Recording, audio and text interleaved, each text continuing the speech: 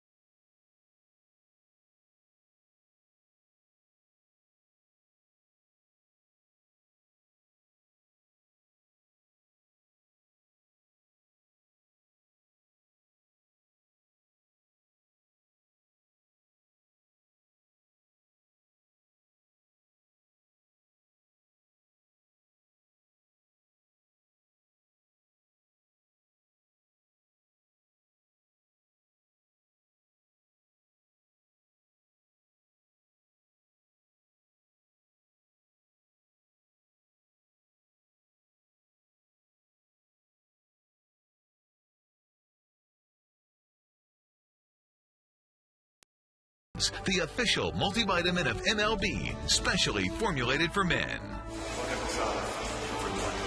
Sunday night baseball from Yankee Stadium on a beautiful night. Very warm, into the 80s during the daytime. And the big crowd has gathered. Aerial coverage of tonight's game provided by DirecTV. Get every MLB game and the most in HD. Call 1-800-DirecTV.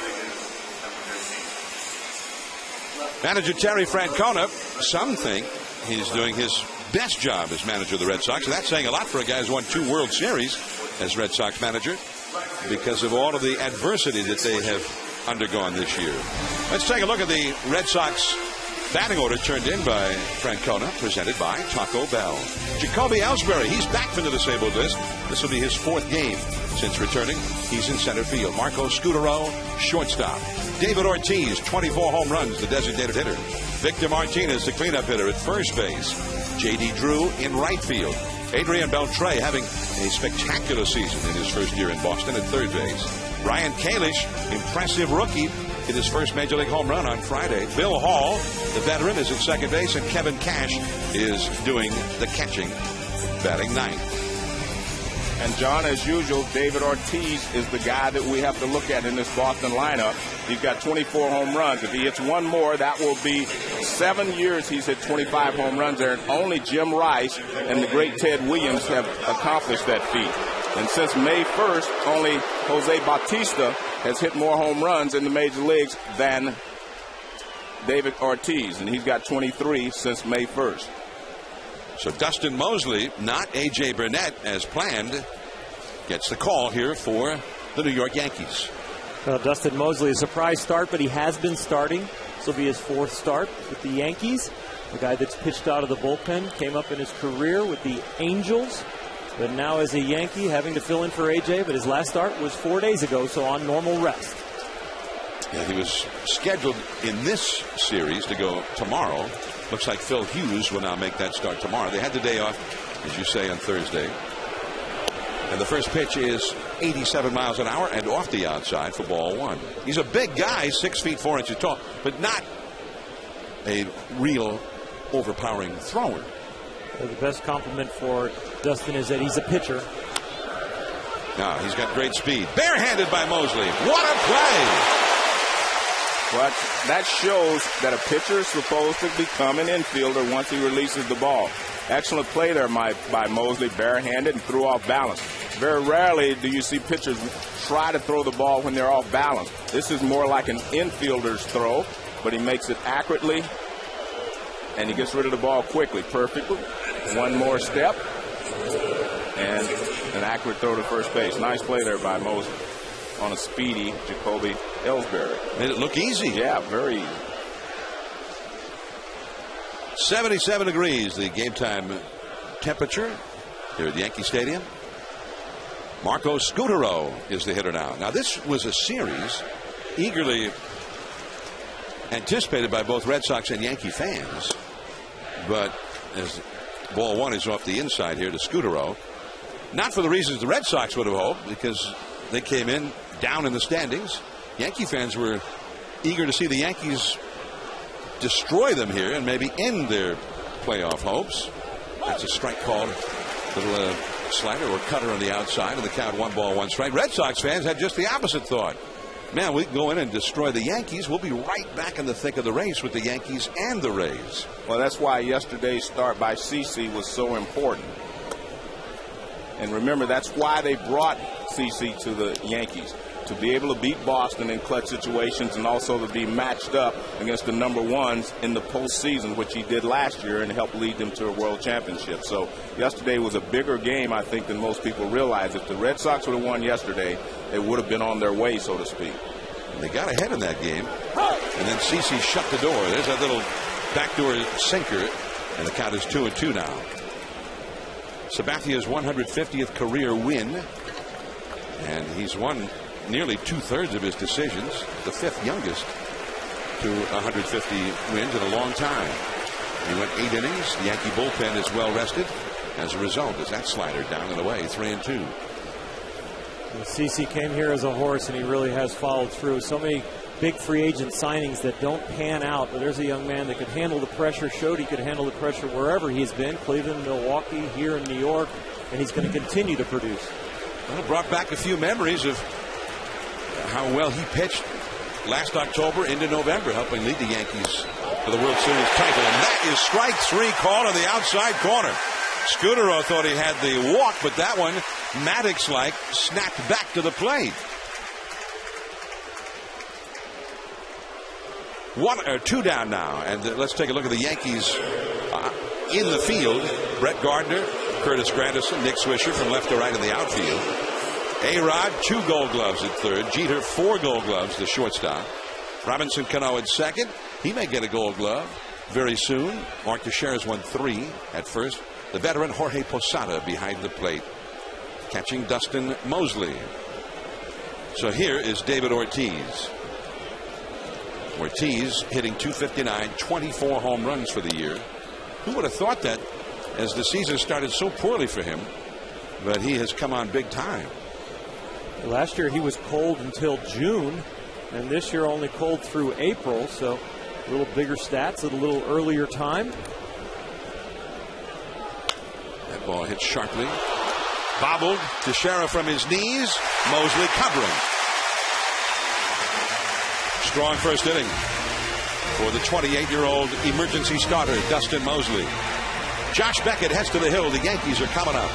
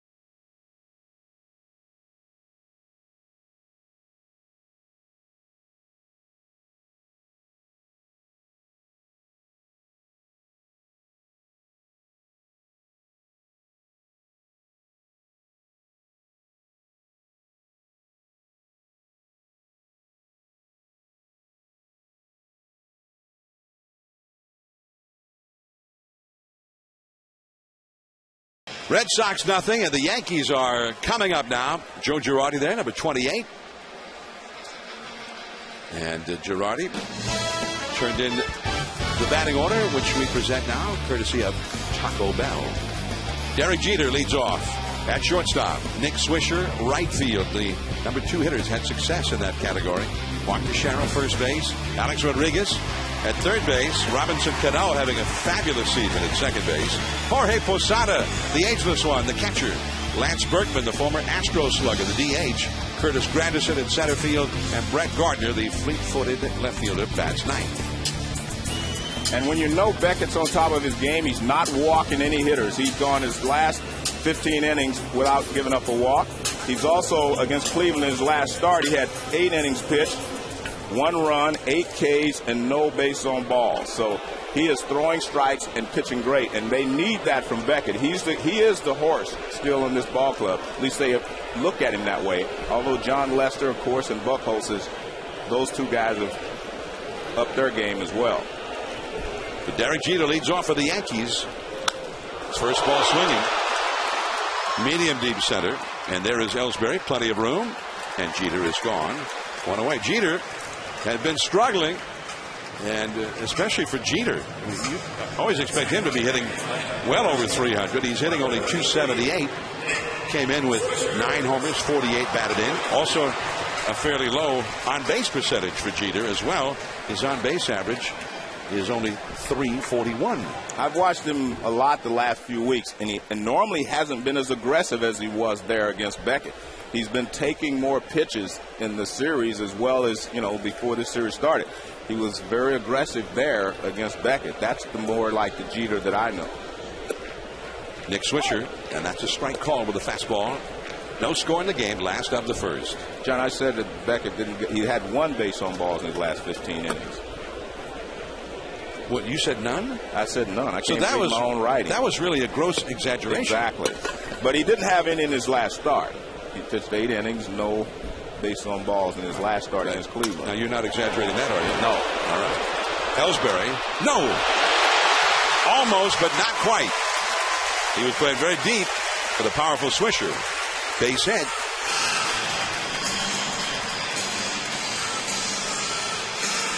So Mark Teixeira comes up now. The power, the big-time power for the Yankees, is up now.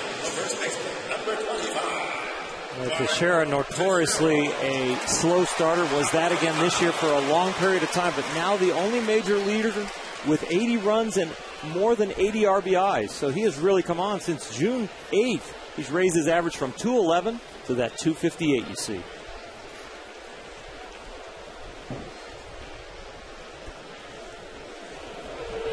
And the fastball at 93 miles an hour in there for a strike. Teixeira, 24 homers with 83 runs batted in. When the day began, he was 5th in the league in RBIs. Alex Rodriguez, number 2 in the league. This Yankee knocking in runs. Sorry, John. 1 strike the count and ball 1. This Yankee team offensively they're not living up to their potential. I mean, if you look at Jeter, you look at A-Rod, even Teixeira, as far as the batting average. This is not the Yankee team we saw last year, scoring a lot of runs, putting up big numbers, as far as hitting home runs and batting average, on-base percentages, etc. They're a little different now, but they're still an excellent ball club. Blew a fastball by him, and it's 1 ball and 2 strikes now. Mark Teixeira, this is no way for him to get hot facing Josh Beckett, or at least it hasn't been in his career. 4 hits, 28 at-bats. He's never gone deep against him. He's had a lot of problems with his curveball. But that's a base hit to right field on a 2-strike count. Fastball down. Swisher stops at second. And Alex Rodriguez is coming up after missing the game yesterday. He took batting practice, went out, took some ground balls at third, pronounced himself fit. This is the week on Wednesday where he became the 7th man in history to reach 600 home runs. Sean Markham of the Blue Jays was the man that gave it up. And he was also the youngest of those 7 to reach 600 home runs. And it took him a while to get there. You talked about it in the open, Joe. I thought that he was feeling the heat, feeling the pressure. Can't help it. Trying to feel the pressure. Reach that achievement. 2 men on, 1 man out. The fastball down and in. Obviously, I can't equate to anything like that. That kind of pressure, that kind of a milestone. I mean, that's only 7 people now, including him, in the history of the game have reached that magical number of 600. But that home run notwithstanding, not the numbers you expect from A-Rod this year. That's a foul. He chased that low fastball. 1 ball and 1 strike. A-Rod has had a couple of those 600 home runs against Josh Beckett in 51 career at-bats. He's only got 17 home runs, and that's through 102 games that he's been in. The team's played 109. That's his 2nd fewest. So that number of games for him.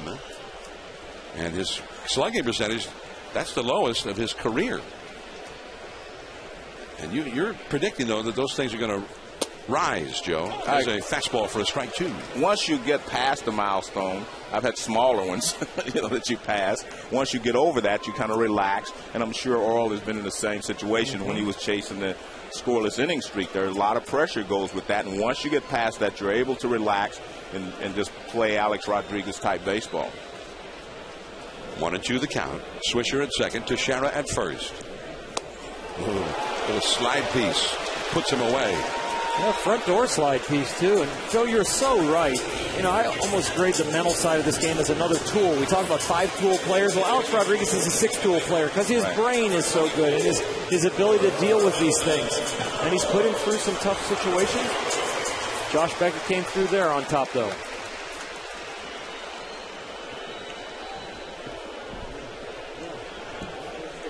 Two down, and here is Robinson Cano. Cano was the man who got a base hit yesterday against John Lackey to drive in the go-ahead run as they won game 2 of the series, and he fouls this one back and out of play. Cano is hitting .332, 21 homers, 72 runs batted in. He began the day 5th in the league in batting average, among the top 10 hitters in home runs, and among the top 10 in runs batted in. Not to mention he'd been playing Gold Glove quality second base on top of all of that. 2 on, 2 out, no score.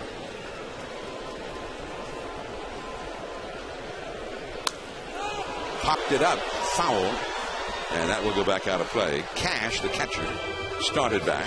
You know, they've kind of stopped writing all these great things about Cano, but I don't understand it. He hit 400 in April. When you hit 400 in April, you're going to have a bad stretch there to get your average down to 332.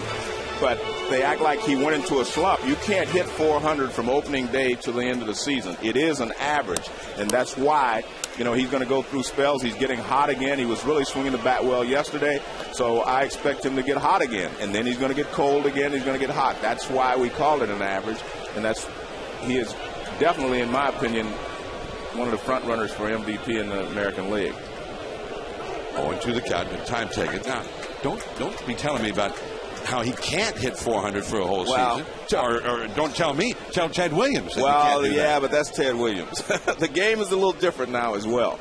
You know, Ted and DiMaggio, when they got a chance, his 56-game hitting streak, they would face the same pitcher in the same game a lot. And now we have so many specialists, it becomes difficult to do. More difficult to do. I won't say it's impossible, but it's very difficult to hit 400 or to have a 56-game hitting streak. Rod Carew finished the season .388. And not so is many that years 400? ago. That's not 400, though. Pete Rose had a 47-game hitting streak, but that wasn't 56. He got victimized by official scorers 5 times. That's not, he didn't tell me that. I'm just assuming. But I understand your point, Joe, about you know, middlemen and closers compared to just starters at the times, and especially when we play for a great offensive ball club like the Yankees, you're going to see a lot of different pitchers because the great offensive teams, they knock the starters out. You're going to have to see those left-handed specialists. You're going to have to see great pitchers coming in all the time. Andy Pettit currently on the disabled list, although he's had some hopeful signs this weekend, throwing in the bullpen. 2-2 the count.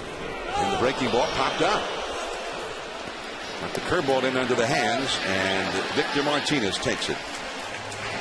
George Brett hit .390. Okay. Tony Gwynn hit .394. Okay. Red Sox coming up.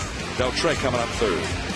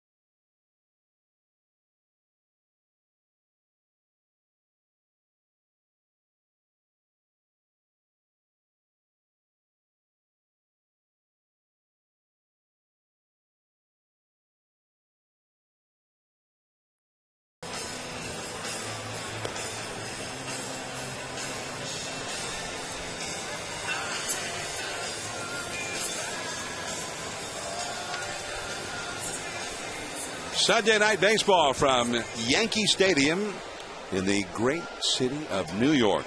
And those two longtime antagonists, the Red Sox and Yankees, having at it. Game 3 of a 4-game series. The Red Sox trying to propel themselves right back into the thick of the Eastern Division race, not to mention the wild card. And of course the Yankees trying to send them the other way. So far the series is even at a game apiece. Here is Victor Martinez hitting cleanup. Dustin Mosley, the starter, and he puts the breaking ball in there for a called strike. Dustin Aaron Mosley, and he made his first start for the Yankees on July 29th, so not very long ago. He's a newcomer to the rotation.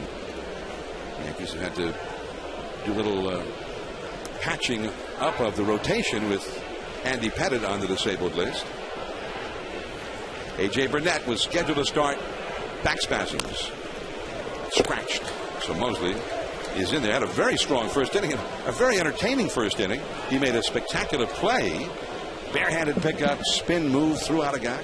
Then he got a strikeout, and then he raced over to first to get the putout on a feed from Victor Martinez.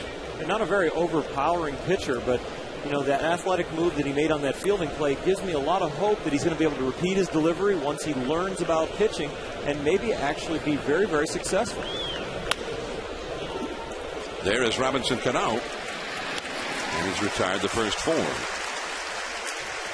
You know, at bat against Scudero, you prove that you're a pitcher when you can hit your spots. You think about home plate and 17 inches across, and you've got to work to halves of the plate or thirds of the plate or even to the corner. And on a 3-2 pitch, he's able to throw a comeback sinker right on the edge of the plate on that 17th inch on the outer half, able to hit that corner right away. And when you're a pitcher with not overpowering stuff, but you get people out with your repertoire, you must hit your spots and use that whole plate.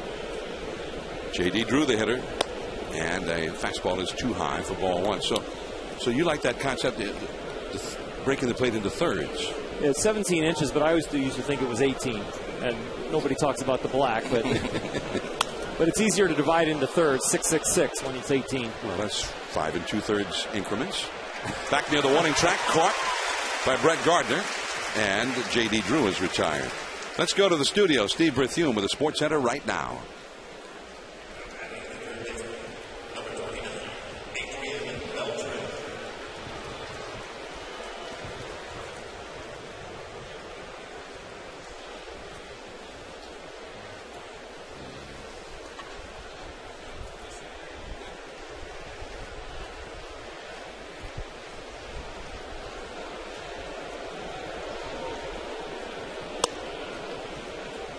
Thanks, Steve. And there is ball 1, a little bit low to Adrian Beltre. Beltre hitting .336, 20 homers, 75 runs batted in. What a year. And that slider snaps in there for a strike. Beltre started today 4th in the league in batting average. And they brought him in ostensibly first and foremost for his glove. A Gold Glove caliber third baseman. But where would they be without his offense? 2-1 the count. 4th in the league in hitting. He's had 42, I don't think 42 games with 2 home runs or more. This is, speaking of home runs, at the wall, and a catch by Swisher to end the inning. Not quite. Swisher right at the wall. I don't know if he kept it in the yard, but not a bad play. Posada coming up, then Berkman.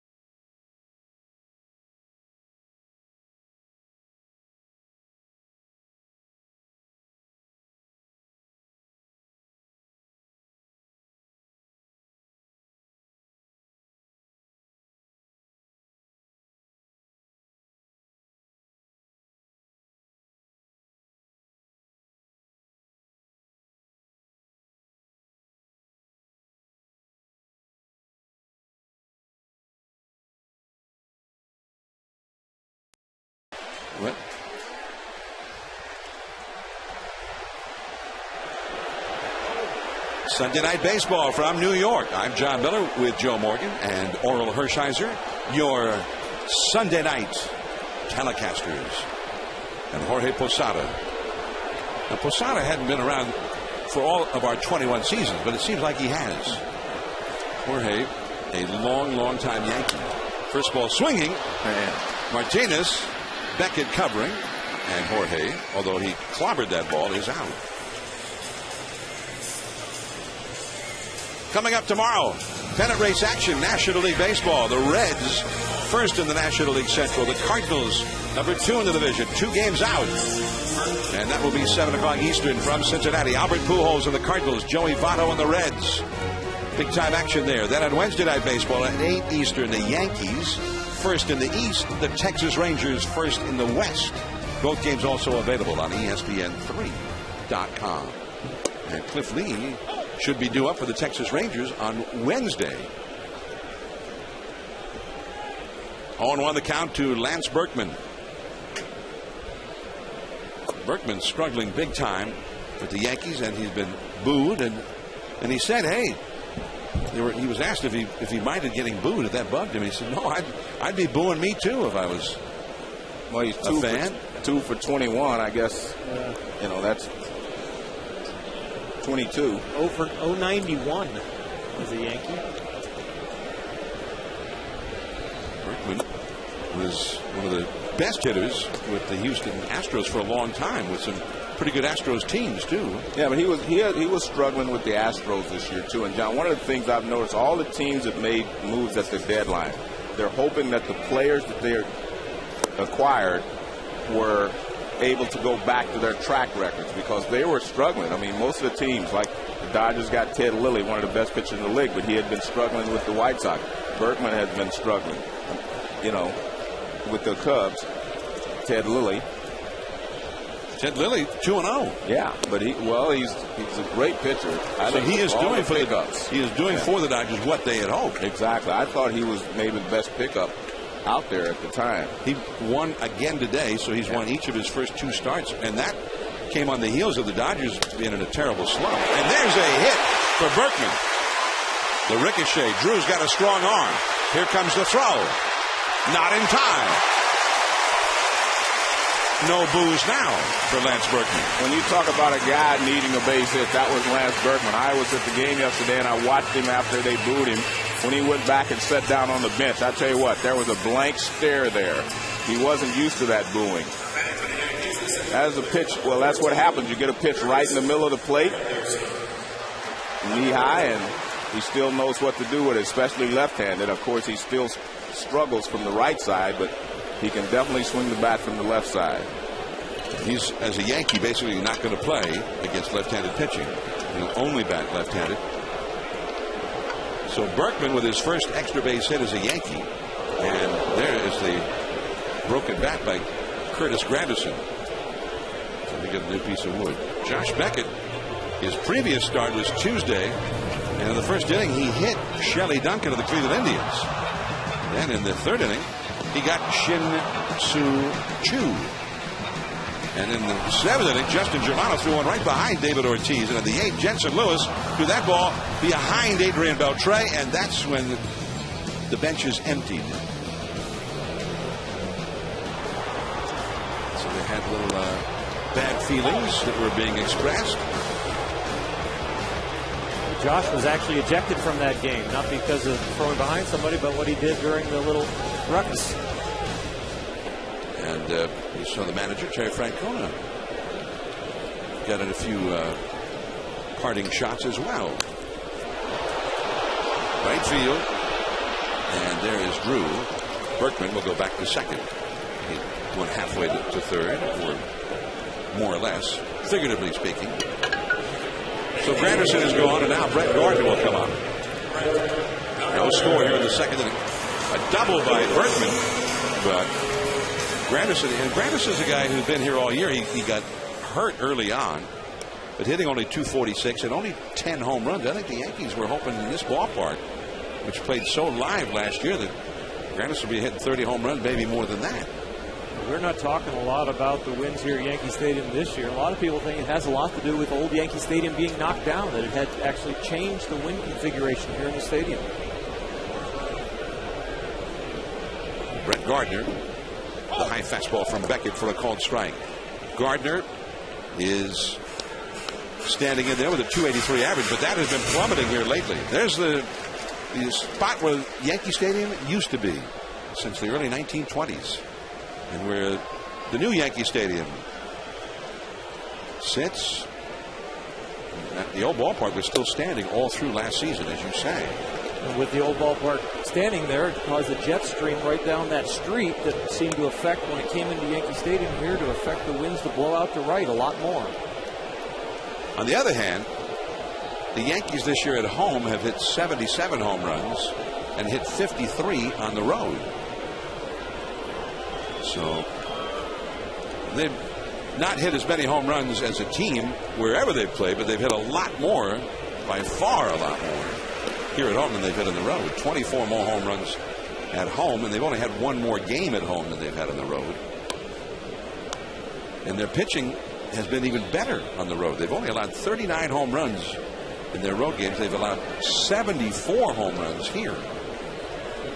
So it's still a live yard, but as you say, nothing approaching the pyrotechnics we saw here last year. On the outside corner with that fastball. You see that location by Josh Beckett on the corner. Gardner griping about it, but it's right on the edge of the plate. He is really showing some great command. 8 out of 9 first pitch strikes so far, attacking the hitters. He's had a nice combination of cutters into lefties and then coming back with the breaking ball, getting them to get out in front. The fly ball by Granderson to right, the pop-up by Cano. Along the left field line, twisting back and in amongst the spectators. Still 2-2. Now, Josh Beckett, how important is he to getting the Red Sox headed in the right direction again? He joined the Sox for the 2006 season. He's won 68 wins as a member of the Red Sox. Only 4 pitchers in the majors have won more games than that in that time. And we're talking about some of the best pitchers in the game. Roy Halladay, the Yankees' CC Sabathia, Justin Verlander of the Tigers, and Johan Santana, now of the Mets, are the only guys who've won more games than Beckett since he's been in Boston. Up the middle, kept on the infield, and a wild throw. Bill Hall kept the man from scoring, and then in the next move, he allowed him to score. 1-0 Yankees. Well, he made the proper play to keep the ball on the infield with 2 outs, but you have to make sure you're going to be able to make an accurate throw. He tried to get the runner. Your first priority should be just to keep the ball on the infield. He did that, but then he made the mistake of trying to throw the ball off balance while on the ground, and you can see the ball just kind of slips out of his hand, and no chance for Victor Martinez to be able to corral that ball. They always say knock it down, keep it on the infield. He did that, but the throw is what was ill-advised. And especially, there are very few runners in the American League faster than Brett Gardner, if any. He has got great speed. It will be scored as a single for Gardner. Now, his odds, even with a good throw of throwing him out, were minuscule, if not impossibly. And you also have to remember that Victor Martinez is a new first baseman. His footwork to me looked a little screwed up, so that he had him started in one direction, the throw ended up the line, and his feet were crossed, that he couldn't make a good effort to hold that ball in the infield also. There's a great play by Bill Hall. But see Victor Martinez, how he has his back to the infield. He's on the wrong side of the bag. He's just completely discombobulated over there, like, where am I going to go? And as a first baseman, he could have gotten back there a little quicker and maybe with a little bit more balance so that he could go either direction. That ball was hit real well, Joe. There was plenty of time to make that play. A ball and a strike to Derek Jeter. And Gardner, who's a threat to steal the bag, back to the bag ahead of that pickoff. Think about how many runs Mark Teixeira has saved the Yankee infield with the great Gold Glove work over there. Such a difference maker that is subtle. 30 steals for Gardner. He's only been caught 6 times. He began today 5th in the American League in stolen bases. Juan Pierre, the White Sox, number 1. Carl Crawford of Tampa Bay, number 2. And this really is a stolen base situation. Joe, you stole 689 bases. Tell him to go. I agree with you. It's definitely a situation with 2 outs. Beckett holding a long while. There he goes. And catches throw. Too late. Not close. Well, the Red Sox have had big problems throwing anyone out this year stealing a base. It's when Veritek's behind the plate or when Martinez was behind the plate. So you have to test them. I mean, he's got an unorthodox start. He's got his right arm leaning back toward first, and then he takes off. He would be better off leaning toward second, not back toward first, but he does a good job of getting a good jump and in there easily. So now Jeter with a base hit could get the RBI. Jeter with a fly ball to center field. He's had more hits than any Yankee. And there've been some pretty good Yankees. Maybe if you haven't studied it. The guy he passed on the all-time list this week, the Bambino himself, Babe Ruth. There's some of those great Yankees who've had their numbers retired over the years. The Babe, number 3. And there he is.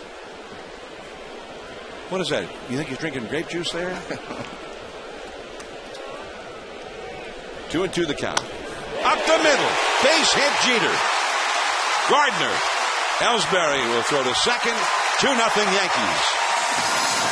And that's more like Derek Jeter we've seen swing the bat. He was a little more aggressive, not just trying to flip that ball to right field.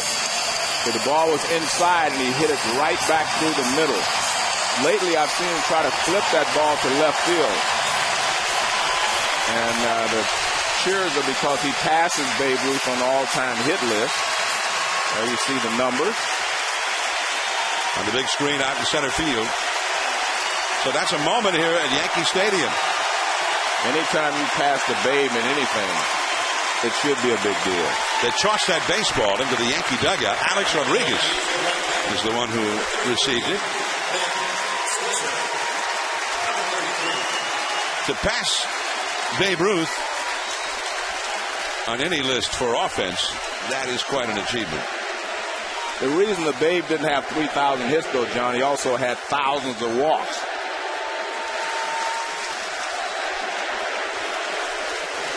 Alex Rodriguez gave the ball to Tony Pena, the Yankee coach. And there's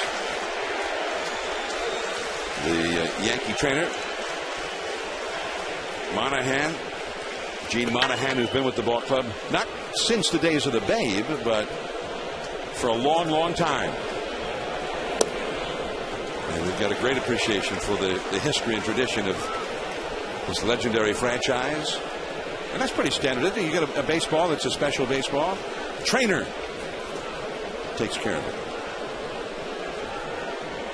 Trainer usually ends up with a lot of those, and they end up putting it in a plastic bag or taking care of it. And then somebody takes another ball and starts drawing all over it and hands it to the player. And, oh, here's that special ball. And it's like got scribbles everywhere and maybe the wrong date and off the wrong pitcher. And he's locking it up. Wow. So that's in with all the medical equipment there, which is off limits to other players and other personnel there. That in the old days, Joe, that would be the valuable bag too. Yeah. That's where everybody put their wallets and their rings and all the things they wouldn't trust leaving in the locker room. Everything went in the trainer's kit. Nick Swisher, the hitter, 3-0 the count. 2 runs in for the Yankees. Base hit. Jeter to second, turns for third. Drew throws back towards second. 3 consecutive 2-out hits for the Yankees. And Mark Teixeira coming up, and this is very much like yesterday's game when they broke a 2-2 tie against John Lackey with 4 consecutive hits in the 5th inning of that game. Well, yesterday's ball game, Cano single right, and then Posada followed right behind him. For the 2 RBIs that put him ahead, There's John Farrell, the pitching coach, out to talk with Josh Beckett. 4 hits in the inning allowed by Beckett, 6 in the game. Tuesday night on the all-new E60. Buster Olney tells the story of Braves phenom Jason Hayward, the rookie all-star who is electrifying Atlanta. He has had an excellent rookie season. That and more on E60, presented by Ford, Tuesday at 7 Eastern.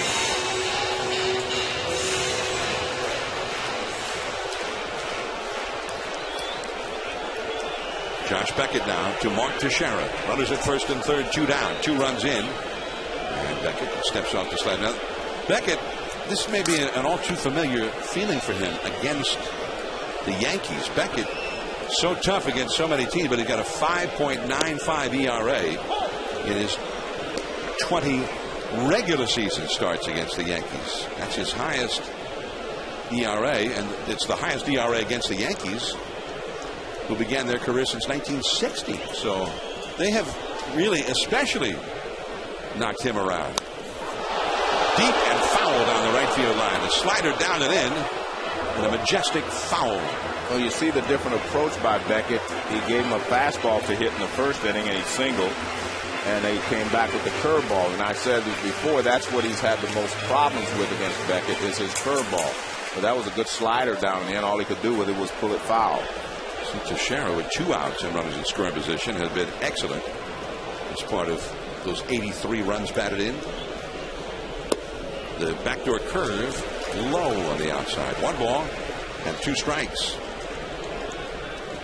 What do you think about Josh Beckett and his strengths, that curveball that Joe was talking about that he's got Mark Teixeira with, and also the high fastball, because he's been such a flamethrower, and those are 2 pitches that Mark Teixeira likes to chase. 2-0 Yankees. 2 men on, 2 men out. Over the outside corner, strike 3 call. A-Rod stranded on deck. Derek Jeter knocks in a run, and in so doing, he passed Babe Ruth for the most hits in Yankees history. Congratulations to Derek.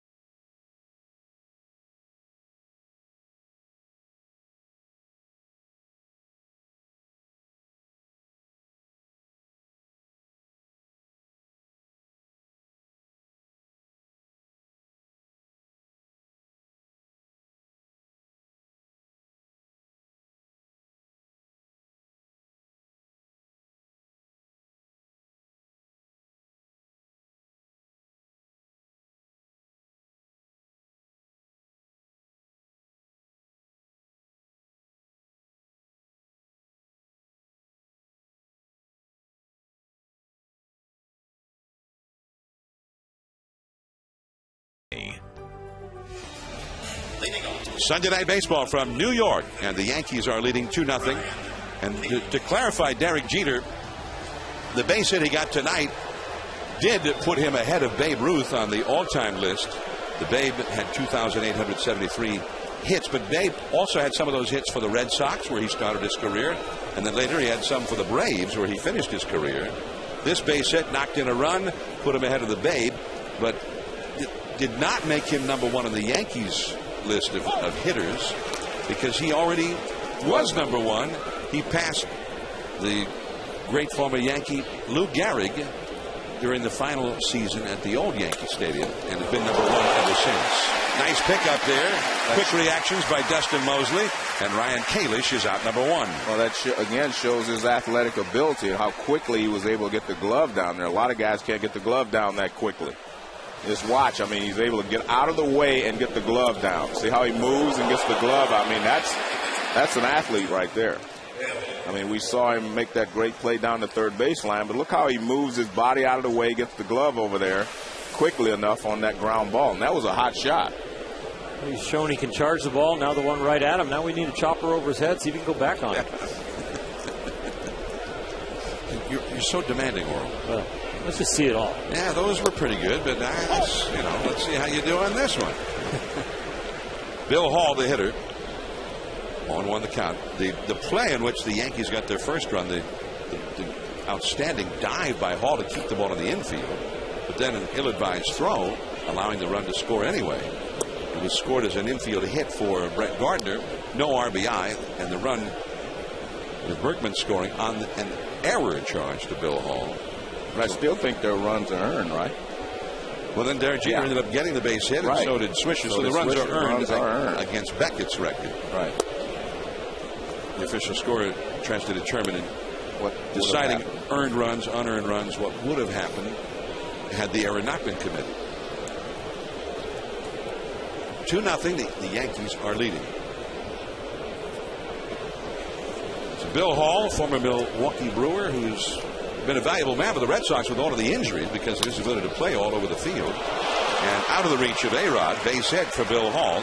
That's the first base runner for the Red Sox against the right-hander Dustin Mosley. And it reminds me of something you said earlier about pitching with thirds of the plate, Oral.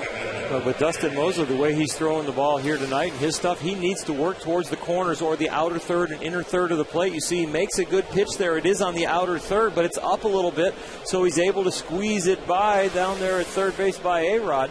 But the reason that ball got by, because it was hit a little bit better, hit on the proper angle, but it was up a little bit. Here's Kevin Cash, and that's in at the knees for a called strike. Well, I prefer to give Bill Hall the credit on that because we saw him, get a strikeout with Scudero on that same pitch away to the outside. I just think that he was able to handle that. I don't think it was as bad a pitch from... No, I thought it was a pretty good pitch. Yeah. I just thought it was up a little bit. Yeah. Well, I'm sure it was. Teixeira with Hall still standing at first base, and that kind of threw off Teixeira. It definitely did because he didn't know whether to try to tag him and go to the bag, and he felt like I couldn't go get him and then get back to the bag, but he may have had a chance to do that. I think he clearly had a chance because Hall was just standing there. He's got to tag Hall. Even if Hall's standing on first base, he would be out because it's not his bag, it's the batter runner's bag. And then he would have been able to get Hall in a rundown if he came off the bag. But he also had that moment's indecision about what to do, and that may have cost him ultimately the double play. Well, you see what he was doing there. He kind of put his hands up like, what was I doing? I know better than that. But he probably could have just tagged Hall. Well, it doesn't happen. You field a ground ball, the runner at first is taken off for second, right? What's he doing still standing there? That's not one that you see. And he did a double take. Tommy Lasorda would say, if you play against a dummy, you got to think like a dummy. You come in and go, I didn't know what to do, Skip. He's supposed to be running. Go, if you play against a dummy, you got to think like a dummy. I'm not calling Bill Hall dumb. I'm just saying that's what Lasorda would say. So that was the motivational speech there. He used to say that to Joe Ferguson all the time, but he used to say when you play with him, it wasn't good. Now, Bill Hall, I'm thinking Bill Hall, he's been around a long time. He may not have realized that ball had bounced. Exactly. And I think that's what he thought it was a line drive, so he froze. If he had Teixeira in front of him, he might have been instructed from seeing what that ball did. I can't think of any other reason why he actually even started back to first base. Because he is definitely, I've known him for a long time, not a dummy. No, they both locked up. They locked up and well, you notice I'm not in that discussion, so you guys go join ahead. in. No. As soon as you mention Dodgers, Joe just shuts down. No, when you mention dummies, I shut down. Oh, here we go. Joe Morgan, the author of the famous baseball book, Baseball for you're Dummies. Right. Yeah. Well, that's why I don't want to call anyone a dummy. I want them to read the book. Oh, boy.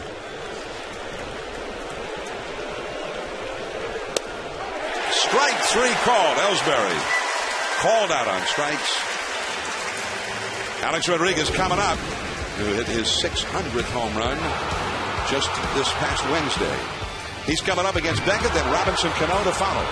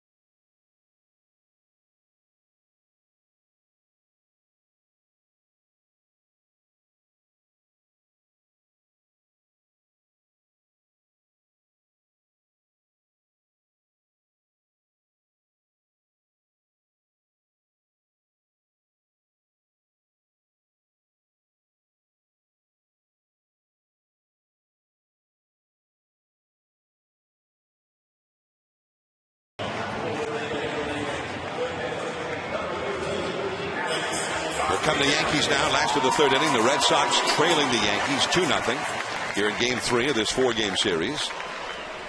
What Yankee fans were hoping, and what manager Joe Girardi was hoping, was that the Yankees would really put the big hurt to the Red Sox in this 4-game series and drop them further out of the race. They were 6 games out when they got to town. If the Yankees take 3 out of 4, they'll leave town 8 games back. That curveball is out to the left fielder, Kalish, and A-Rod is gone on 1 pitch. He is now 0 for 2. I think he did A-Rod a favor throwing in something off speed there. Let's take a look at this last swing. Now watch where this ball ends up in here. It's coming inside. Now watch, A-Rod doesn't try to get to it. See, he tries to push it to right field. See how his head is and see how his body is?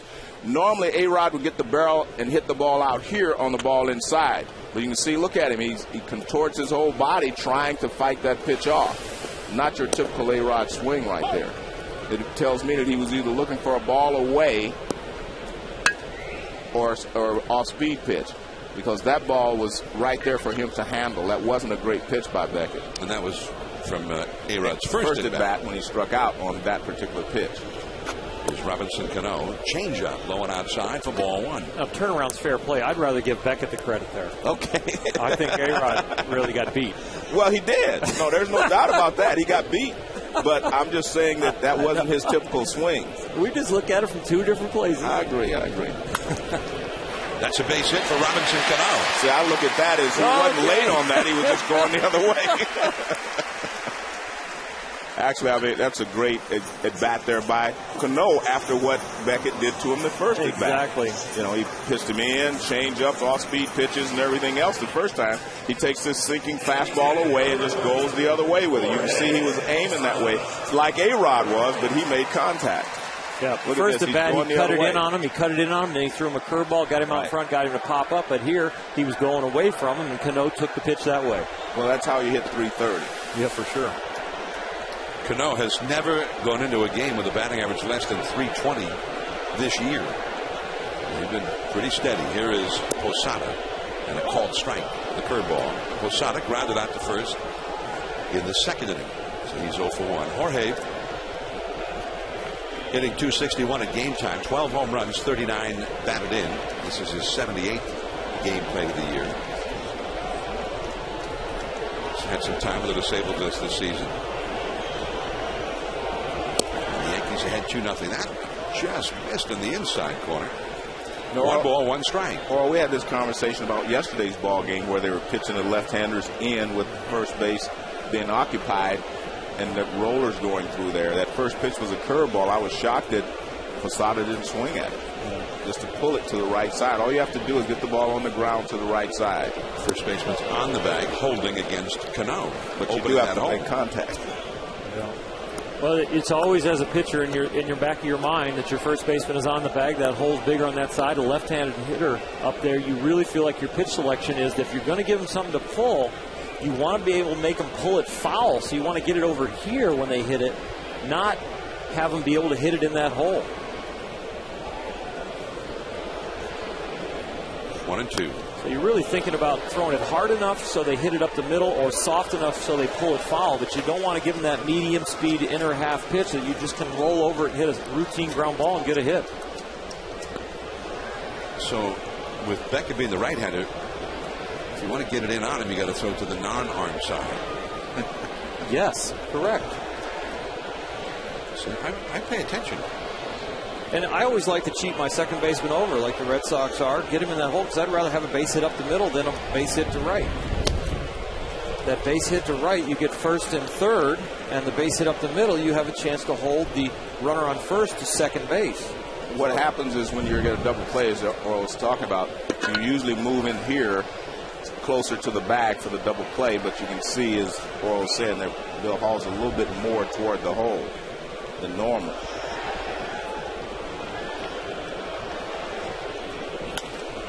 Popped it up. Beltre. And Posada's going to the dugout. Posada headed right over to the dugout. So if Beltre had let that ball drop, it could have been an easy double play. But it's like Earl was saying, don't get cute out there either. Just take the out. Well, he was charting the progress of that pop-up, and I'm sure not aware that Posada just veered off, was headed over to the dugout to get his equipment on. I think somebody hollered at him from the dugout and said, hey, 1 out, go to first. Yeah, he did start back toward first base. Beltre with the put out. Cano still at first, 2 down, and here is Lance Berkman. He started the 2-run second inning rally with a double down the right field line. His first extra base hit as a Yankee. And it's too low from Josh Beckett. Now, Berkman, of course, has a whole new group of pitchers he's got to have to learn, being in the American League. But Beckett is really not one of them. Beckett had all those years in the National League with the Florida Marlins. Berkman now has 19 career at-bats against him, including a home run in the past. One thing that Josh Beckett has always been able to do is mix his pitches well and mix his speeds. As you see there, he threw him a good fastball away. Now he gets him sitting dead red, and he throws him a breaking ball.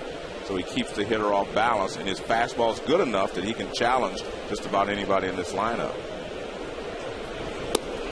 And the curve drops in there for a called strike, and it's 1-2. Of course, there's knowing a pitcher, and then there's knowing Beckett the way Berkman knows him, which is bad news, because even when he saw him all the time, he never got a hit against him.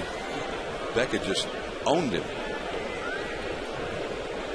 1-2, but Berkman is 1 for 1 against him tonight. 2 down, Cano at first.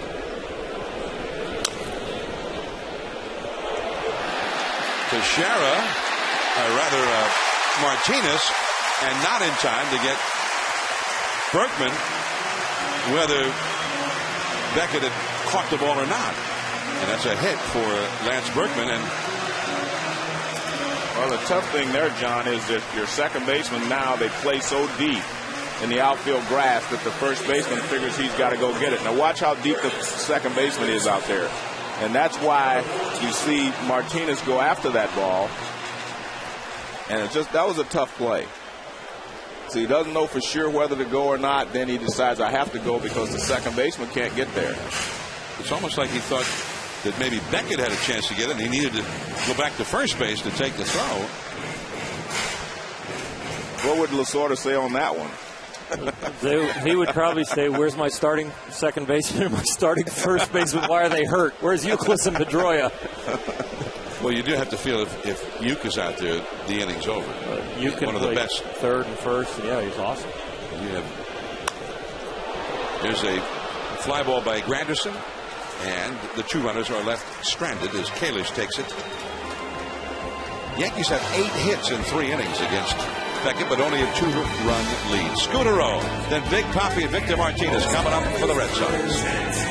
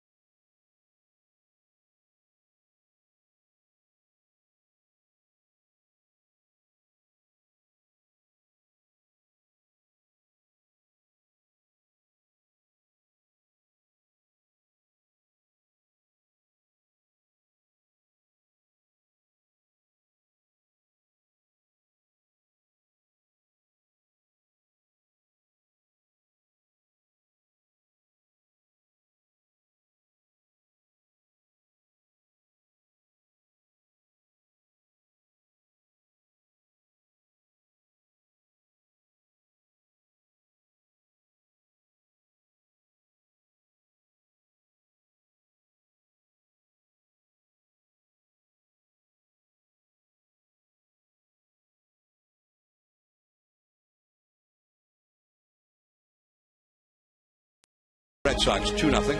Here's the look. High above Yankee Stadium, provided by DirecTV. Get every MLB game and the most in HD. Call 1-800-DirecTV.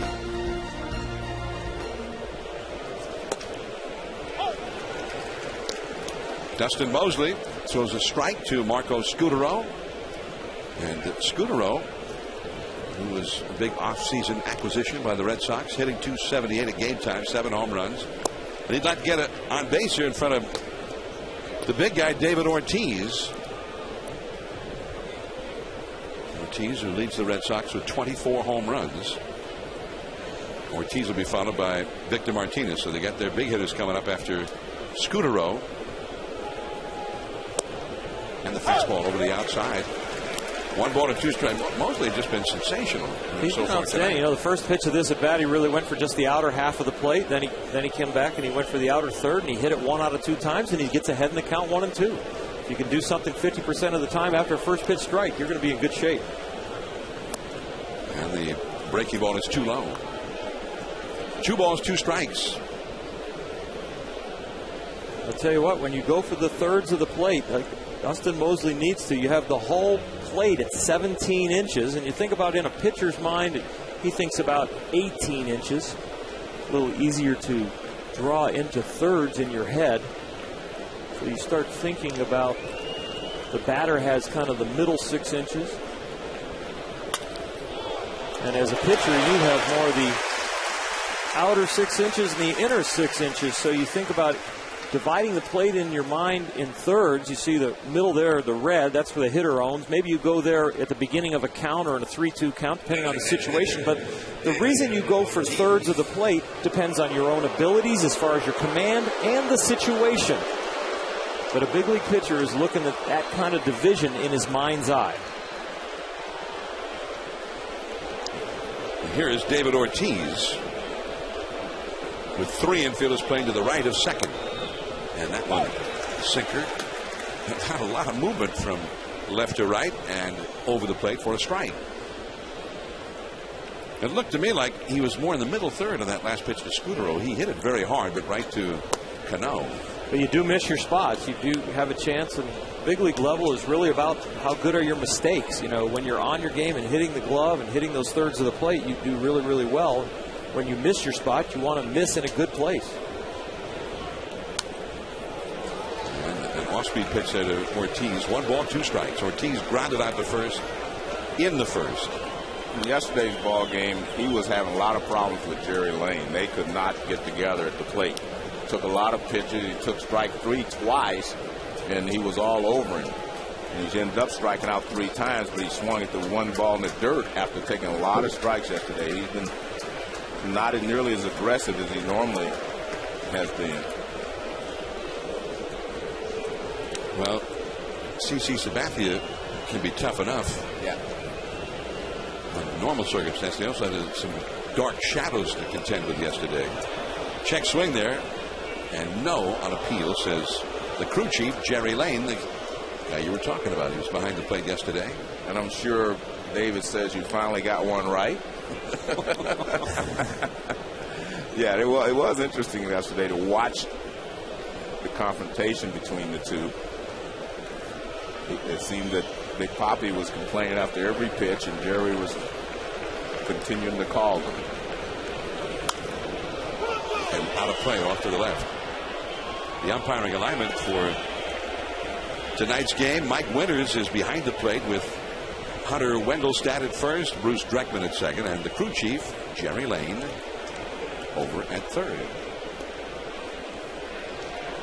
Jerry Lane, veteran umpire. Been around a long, long time, an excellent umpire. And he's had a few arguments with a lot of guys over the years, as will any umpire. 2-2. And took something off and missed off the outside, off the outer third. That was a beautiful pitch, as far as I'm concerned, with 2 strikes. David Ortiz showed a lot of patience there. Not a lot of big guys would take this pitch. You see it move. It starts in the strike zone, and it moves off the plate. From the hitter's perspective, with 2 strikes, if it starts in the strike zone, you almost commit to it. 3-2. And he committed to that one. Thrown a little bit harder with some sink to it. Strike 3. And therein lies the problem. When you get 2 strikes, you kind of start, if that ball starts in the strike zone, you start your swing, and David wasn't able to hold up on that one. He realized that it was a ball after it was too late. See, that ball starts in the strike zone and takes out, and he takes that one. Now here's the one that starts in the strike zone and moves more away, farther away, and he couldn't hold his swing. And Mosley has some great movement tonight. That movement when he goes inside to a lefty, he's coming all the way back to the middle of the plate. And those ones away to lefties are starting down the middle and going all the way off the plate. Fastball down and away to Victor Martinez. So the key there is that he had a 2-strike count. Correct. Well, first of all, if you don't have a 2-strike count, he doesn't want to hit that ball out there anyway. He wants to take it. But he knows he's got to swing at anything close with 2 strikes. That's a base hit for Victor Martinez. His first of the game. Only the second hit for the Red Sox against Mosley. And J.D. Drew is coming up. MLB.TV. Baseball everywhere. Get over 100 live out-of-market games per week in HD quality where available on your computer. Visit MLB.TV for details. And there's the outstanding motion picture director, Spike Lee. Great sports fan. See him in Knicks games. At the Yankee game tonight. And a great fan of baseball. It seems like I think people think of him more as a basketball fan, but we see him a lot out here at Baseball Park. You see him. He's a friend of yours, Joe, and I know he loves to talk baseball with you. Yeah, and he knows the game.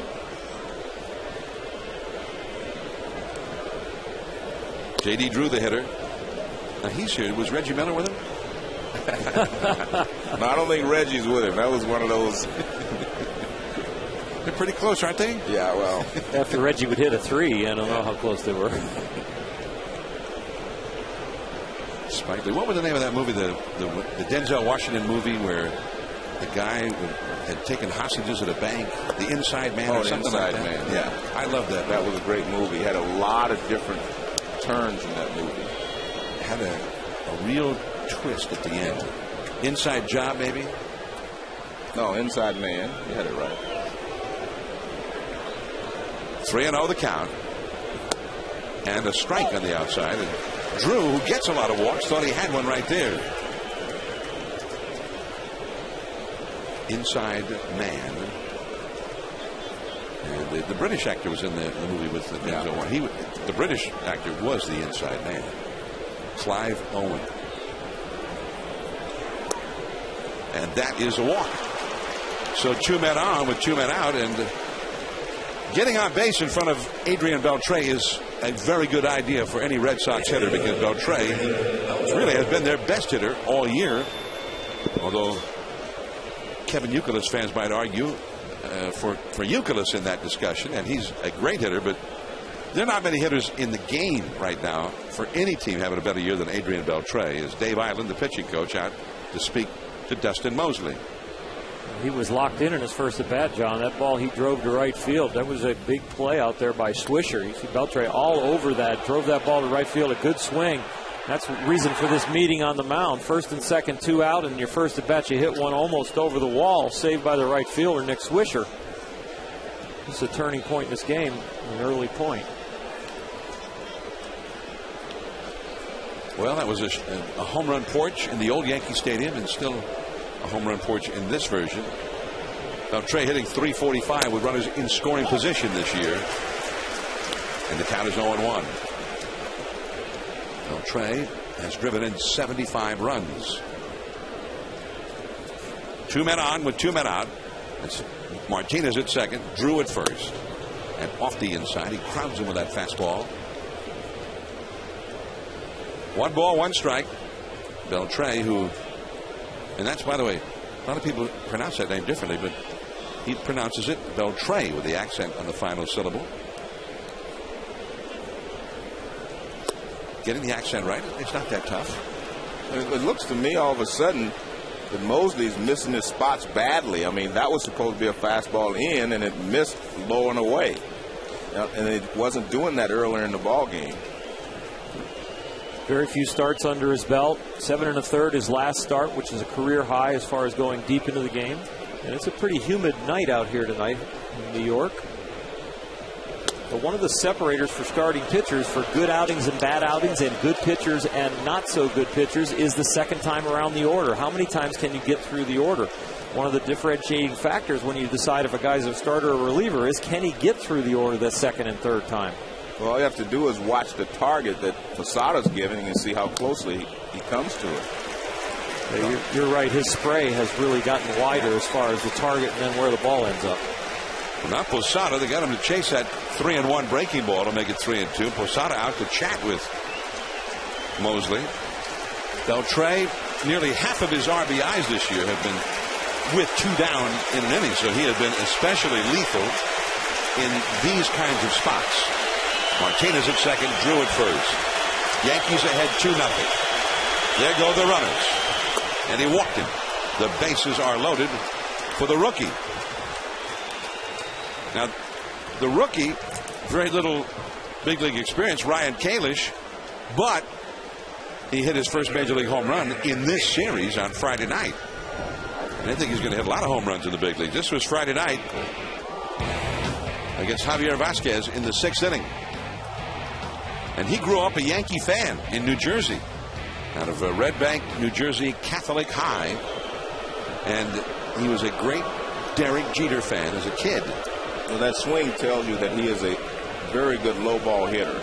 And remember, where location of that pitch, that low and in fastball, and that's where Mosley's trying to do right now, get his sinker down, but he's tired and he's missing width of the plate, so he could go for something down and leave it right in that same exact sweet spot that we just saw that replay from. And the curve is too low. Now, Mosley, as you mentioned, was very consistent in and around the strike zone, strike one, strike two, ahead of everybody the first 3 innings. He only threw 33 pitches total in those innings. He's thrown 26 in this inning alone.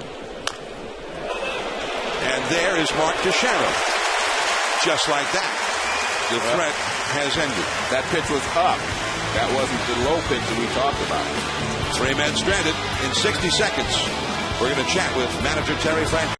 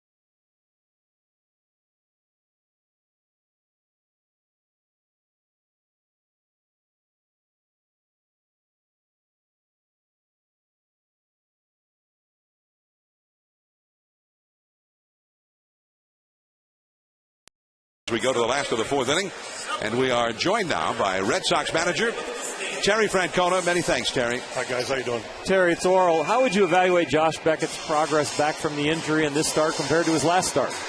You know what? Since he's been back, he's been really good. We tried to be patient because we wanted to get him out there, not in name only. Now, every time he pitches, he looks like he gets a little bit better feel. The Yankees, they make him work for everything, as they do with a lot of good pitchers. They're not afraid to get deep in the count. They've hit a few balls hard. They've hit a few balls not hard. It's a tough lineup to face. 16 guys that have had DL time. How do you keep injuries from being a distraction of the team?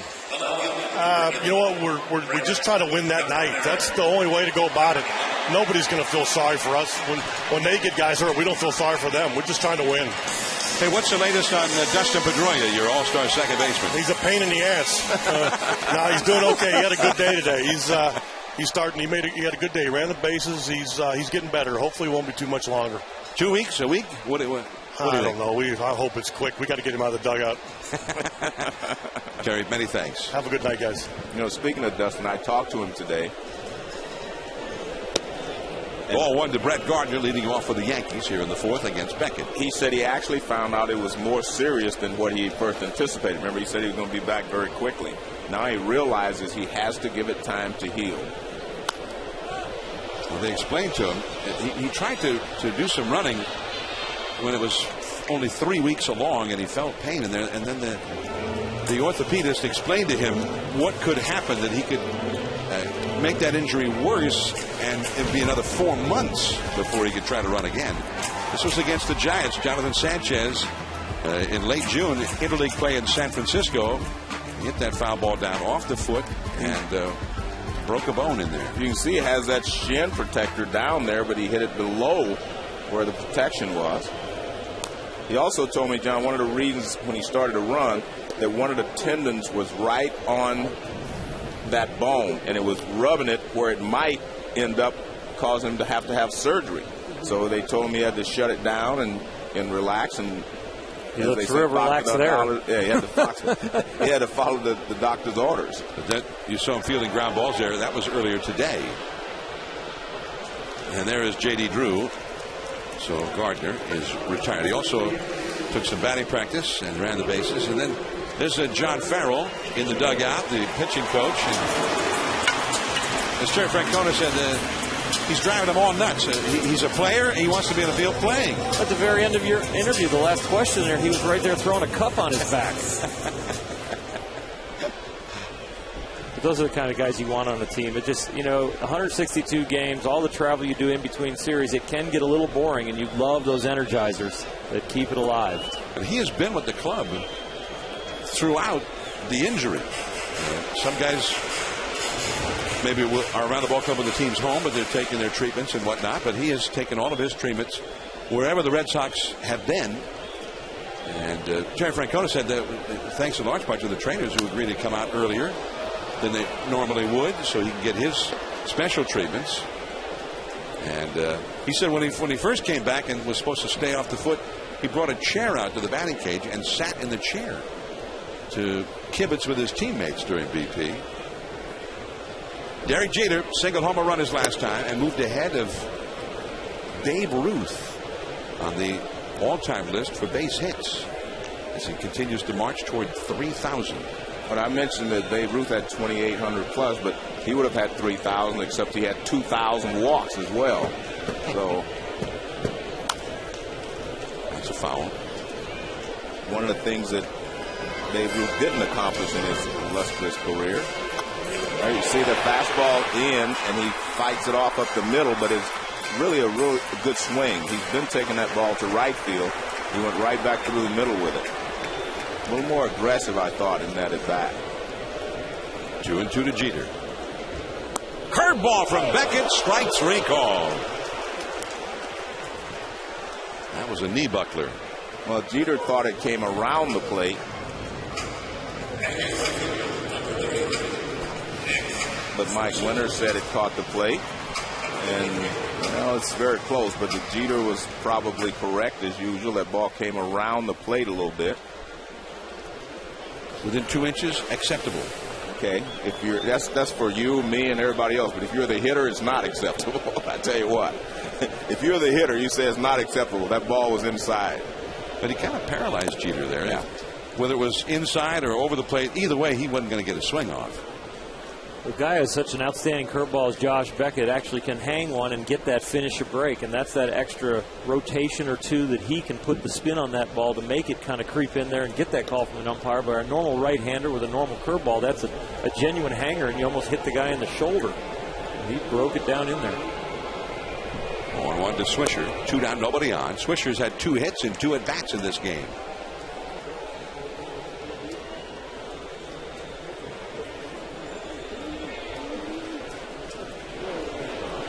You were talking about Babe Ruth, and he did get, I think Rickey Henderson eventually passed the Babe for the all-time leadership in walks. Right. But a lot of people said for years, why are we pitching to this guy? Well, then there was Lou Gehrig. When you walked in, Lou Gehrig came up next for many That's of why years. they pitched to him. Huh? But remember, he started his career with the Red Sox, and he did not start it as a hitter. He was a pitcher for the Red Sox, and a great pitcher. And he had 342 of those hits as a member of the Red Sox, where he was playing every 4th day or so. Swisher down on strikes. That's the best inning of the night for Josh Beckett. In 60 seconds, we will visit with Yankees manager Joe Girardi. Back with Girardi in 60.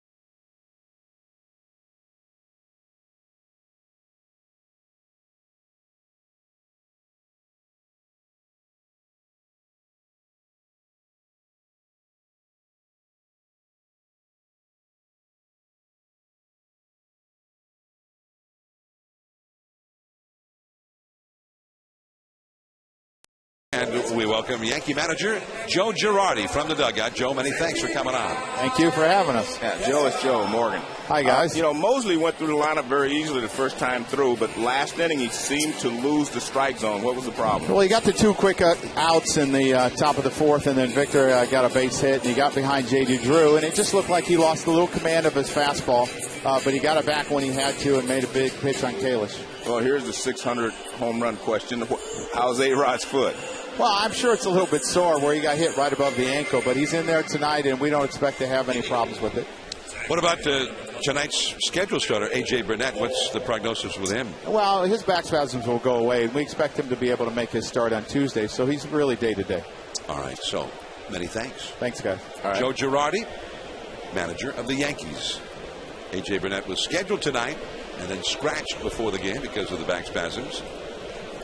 Dustin Mosley was scheduled to go tomorrow in the finale of this series. It's a day game here tomorrow. John Lester going for the Red Sox, the all-star left-hander. Now he'll go against Phil Hughes. And Hughes will be working on his normal amount of rest. They had a day off on Thursday, so it's easy for him to be moved up. And then he expects that Burnett will, as you just said, come back on Tuesday. Dustin Mosley, meanwhile, looking pretty strong against the Red Sox. Bill Hall, who singled his first time at the plate. The Texas Rangers, by the way, will be facing the Yankees starting Tuesday, and that game will be played in Texas. There's Francisco Cervelli, Yankees backup catcher, talking with a longtime catcher, now Yankee manager Joe Girardi. That ball is hit well to left field, and that ball is gone. Bill Hall gets the Red Sox on the board with a solo homer in the fifth inning. Well, he hit a fastball away his first time up, so he came with a breaking ball this time up. He had a single off of a fastball in the third inning, and this is the breaking ball. And you watch how he stays back, and he basically uses nothing but his hands. Really good at bat here. He waited on it and then exploded with his hands. Watch how he stays back. See how he stays there, and then he just really explodes with his hand. Ball kind of hangs on the inner part of the plate, and he just drills it. Kevin Cash, curveball for a called strike. Well, Oral was talking about, the third, but of course you don't want a curveball on the inner third. You want it on the outer third, and the ball ended up on the inside part of the plate. I think he had great pitch recognition there, Joe. Yep. He stayed right there, like you said, stayed back. There was nothing committed, and so he had his full load when the ball finally arrived as an off-speed pitch. He didn't really commit or lose any of the load on his back leg. On the outside corner, Cash called out on strikes.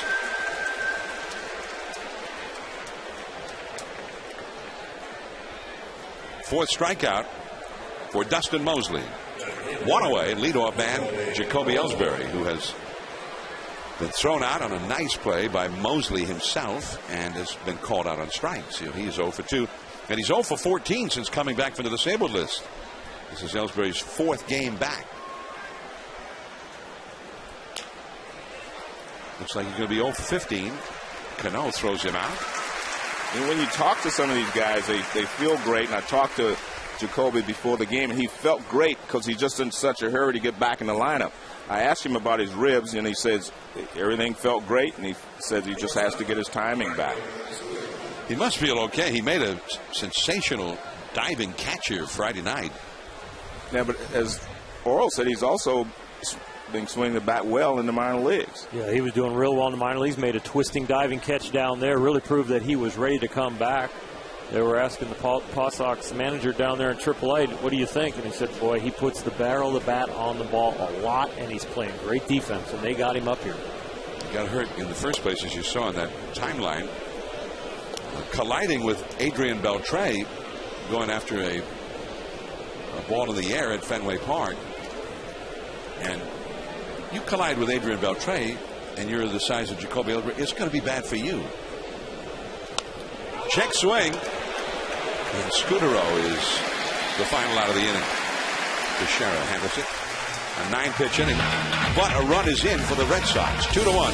Teixeira, A-Rod, and Cano coming up for the Yankees.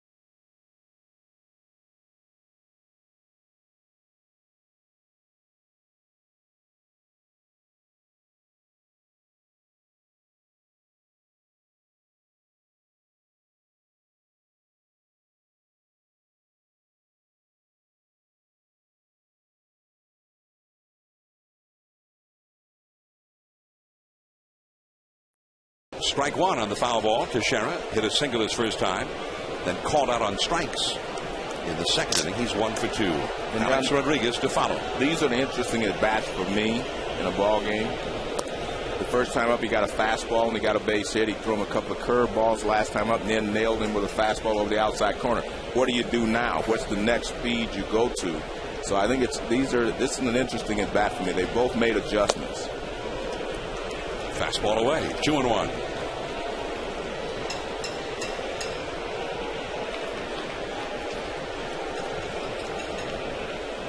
Alex Rodriguez, Robinson, Cano, the big hitters for the Yankees coming up, and that ball is gone. Way back out of here. Well, we know who won that battle.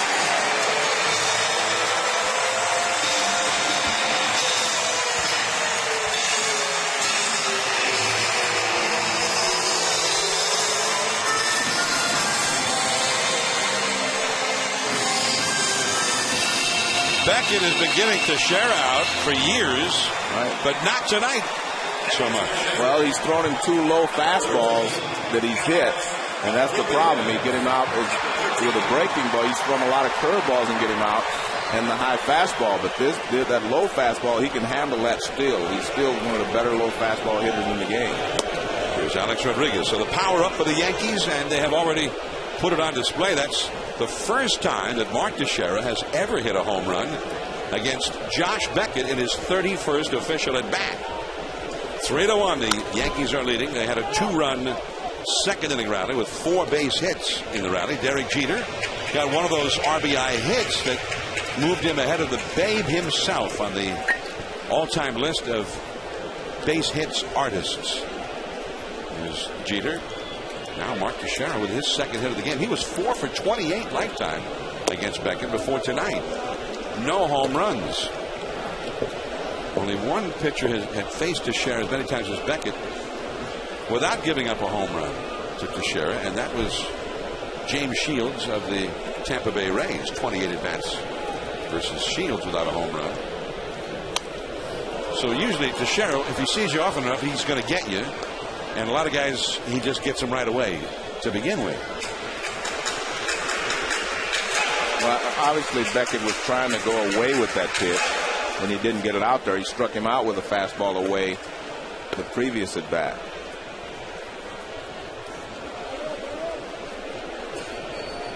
'25th home run of the year for Teixeira. And the fastball down and away. 2-2 to Alex Rodriguez, who has struck out and lined out to left.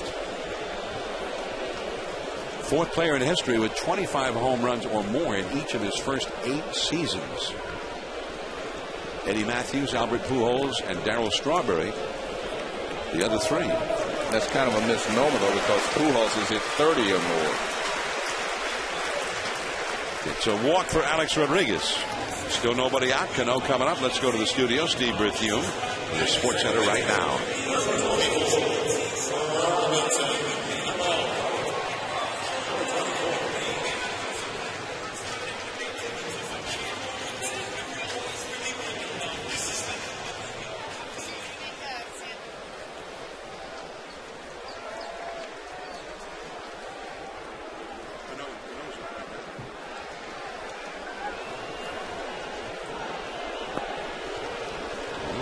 Quite a game for Brandon Morrow. And that ball hits Cano. Well, we saw this in the last ball game that Beckett pitched. He hit the left-handed hitter on the knee with a slider. That looked like a cut fastball there. Yeah, I think Robinson Cano thought this ball was going to be a Taylor come back over the plate, so it was just taking it, and it just kept cutting in on his leg. Barely even tried to get out of the way. You watch this pitch starts on the inner half of the plate, and then it just keeps going. See, Robinson's like, that's not going to hit me. There's no fear even in his face, and then all of a sudden it just gets nicked. Well, he wasn't going to swing. You're right. He was going to take the pitch, as you can see there.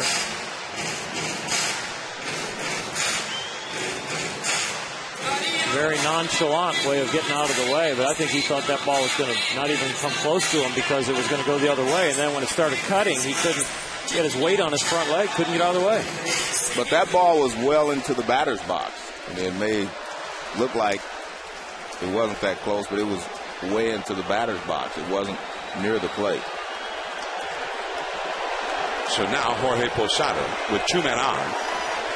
Red Sox got a run in the 5th inning. The Yankees got it back right away, courtesy of Mark Teixeira's long home run. And they're threatening to get more. Nobody out of the inning. Posada has grounded out to first and popped up to third. It's 0-1.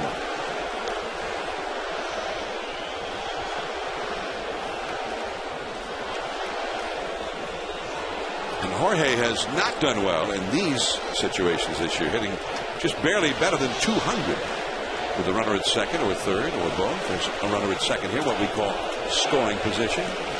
Curveball snaps in there for a called strike 2.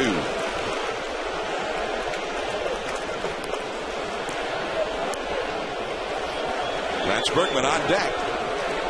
Yankees have had so many chances to just send Beckett to the showers in this game. They've had 9 hits against him in these first 5 innings. Now a walk in this inning. There's been an error committed. 1-2 the count to Posada. They're 2 24/7 as a team. 2 hits, 7 at bats as a team with runners in scoring position. Both of those hits came in the second inning.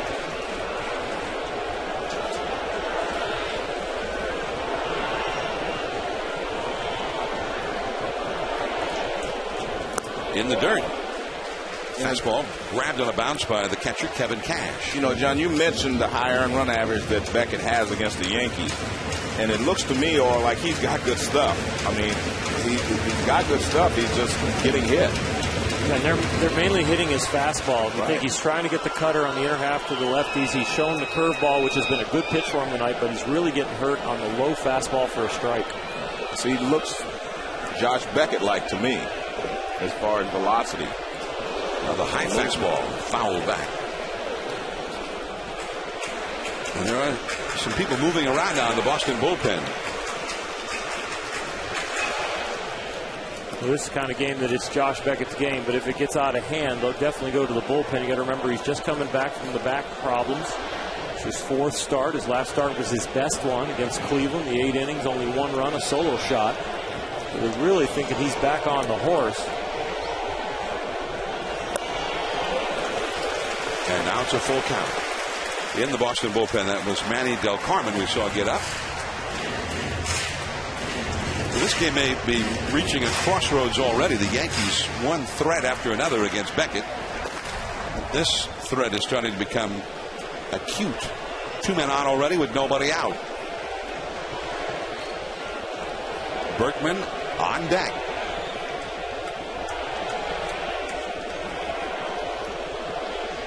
Struck him out. Even though that ball was up, it had a lot of movement on it. Like I said, he's got good stuff. You know, we talked about it, Teixeira not handling anything but the fastball. He has not handled his breaking ball. And let's take a look at where this pitch is. The target's low and away, but it's out over the plate and it's down. I think down is the real problem. Because Teixeira, we've talked about this on several occasions, how he has that uppercut swing and allows him to handle the low ball much better than he does the high ball.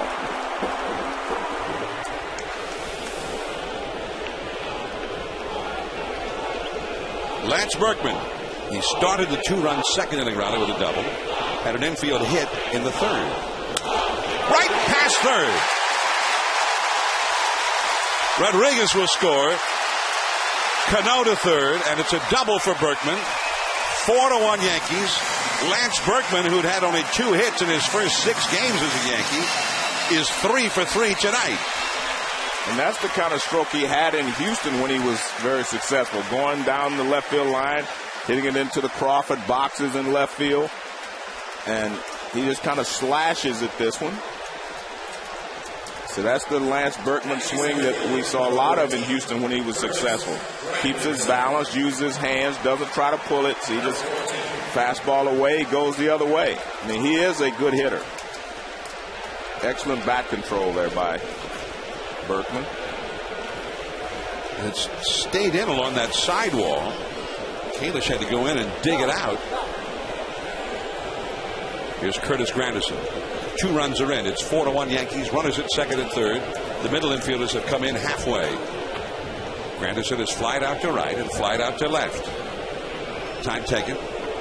And Cash, the catcher, out to the hill. 10 hits allowed by Josh Beckett in 4 1/3 innings. Yeah, we've seen this happen before with Beckett and the Yankees in Boston. But again, it looks to me like he's got good stuff.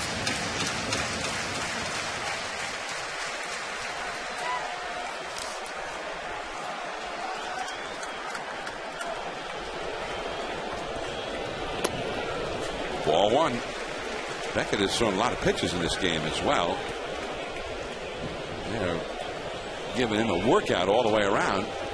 He's now thrown 95 pitches and is working with only 1 out here in the 5th inning. And a high-stress night for him. 2-0. Now you've got another left-handed hitter on deck, Brett Gardner, but he's not a powerful left-handed hitter. Granderson is well capable of reaching those seats in right field. But the problem is Gardner's not your double play candidate either. So if he walks him and has to pitch to Gardner, trying to get the double play, that's not a good probability either.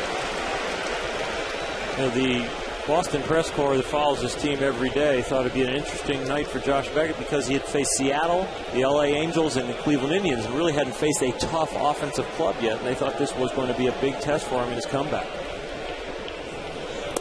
In the dirt, and the bases are loaded. With one out, Brett Gardner coming up. 2 walks in the inning by Josh Beckett. Well, I felt like when he called Kevin Cash out to talk to him, he was not going to pitch to Granderson.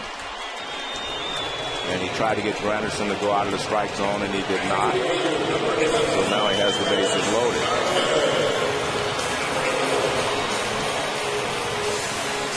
Bases loaded. The Yankees as a team thrive in this scenario. The team average with the bases loaded, 437.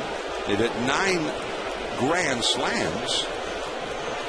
They've been more than good with the bases loaded as a team. Here's Brett Gardner. Sent an infield single, scored a run, and flied out to right. And there's ball 1. And he's also, it's tough to, ordinarily you can walk Granderson and say, okay, then we can play for the double play. Well, not with Brett Gardner. And that's why the infield is still in up the middle. They're not playing double play depth because Gardner, they're not going to be able to get him in a double play unless it's a bullet hit right at somebody. So they're still going to take the risk and be able to bring the ball home. I think they have to come home the way they're lined because the shortstop, Scudero, cannot get to second base if the ball is hit to the second baseman. He will not be able to make the double play from where he is located on the shortstop side. So really the only double play they're going to probably turn is a ball directly to Bill Hall that he can tag the runner Granderson coming from first to second and then throw to first. That's about it. See, Scudero over here is too far from the bag to be able to turn a double play. There's a strike. 1 ball, 1 strike to Brett Gardner. The Yankees with a chance to break this open now in the 5th inning.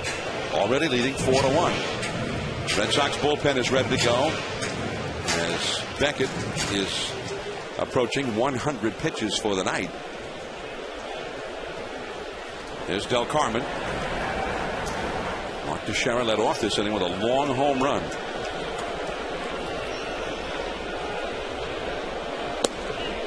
Got the call, knee high, outside corner. Strike 2.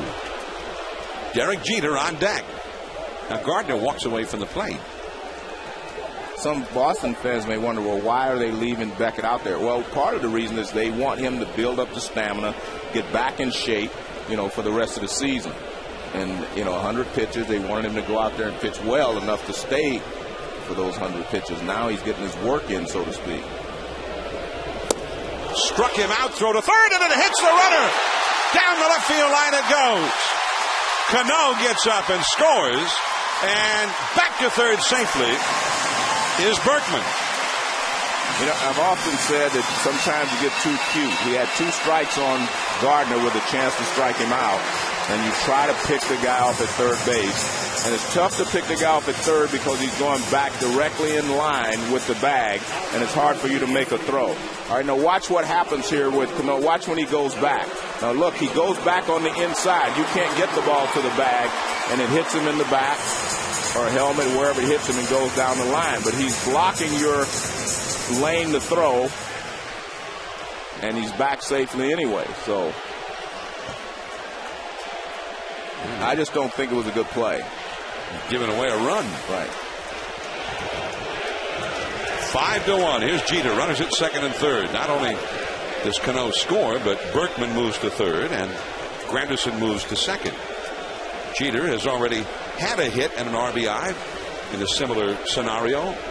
That was in the second inning with 2 down. He knocked in the second Yankee run. 1 ball, 1 strike. Yankees have had a home run in this inning. They've had a double. They've had 2 walks, a hit batsman, plus a throwing error charged to the catcher. Right center field, into the gap. Berkman and Granderson both crossed the plate on a 2-run double by Derek Jeter. He's got 3 RBIs in the game. It's a big inning. 5 runs have scored.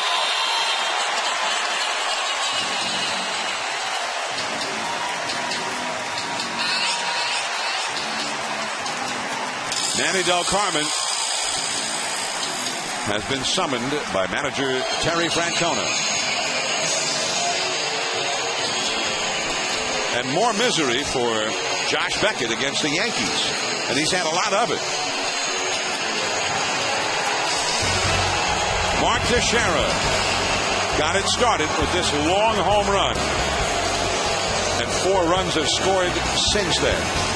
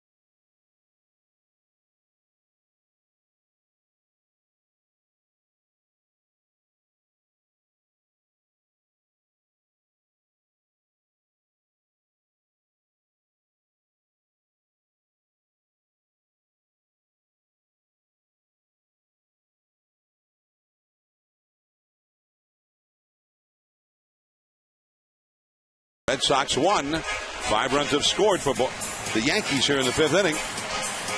Major League Baseball is proud to support Stand Up to Cancer. Visit standuptocancer.org to learn how you can help in the fight against cancer.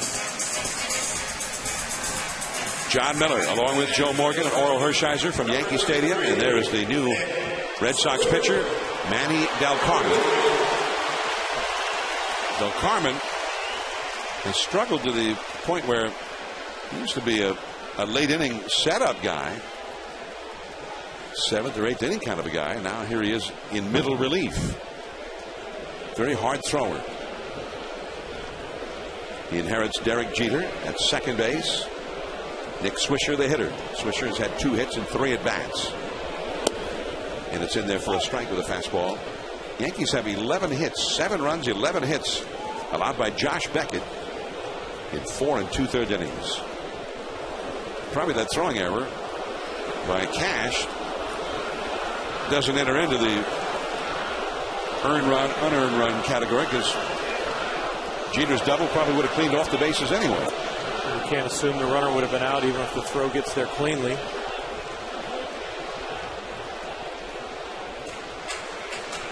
Oh, and 2 the count to Nick Swisher.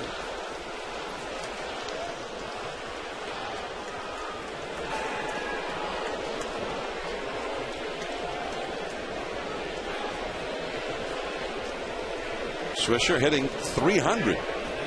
He had a very nice year for the Yankees last year, but his batting average was very low compared to this.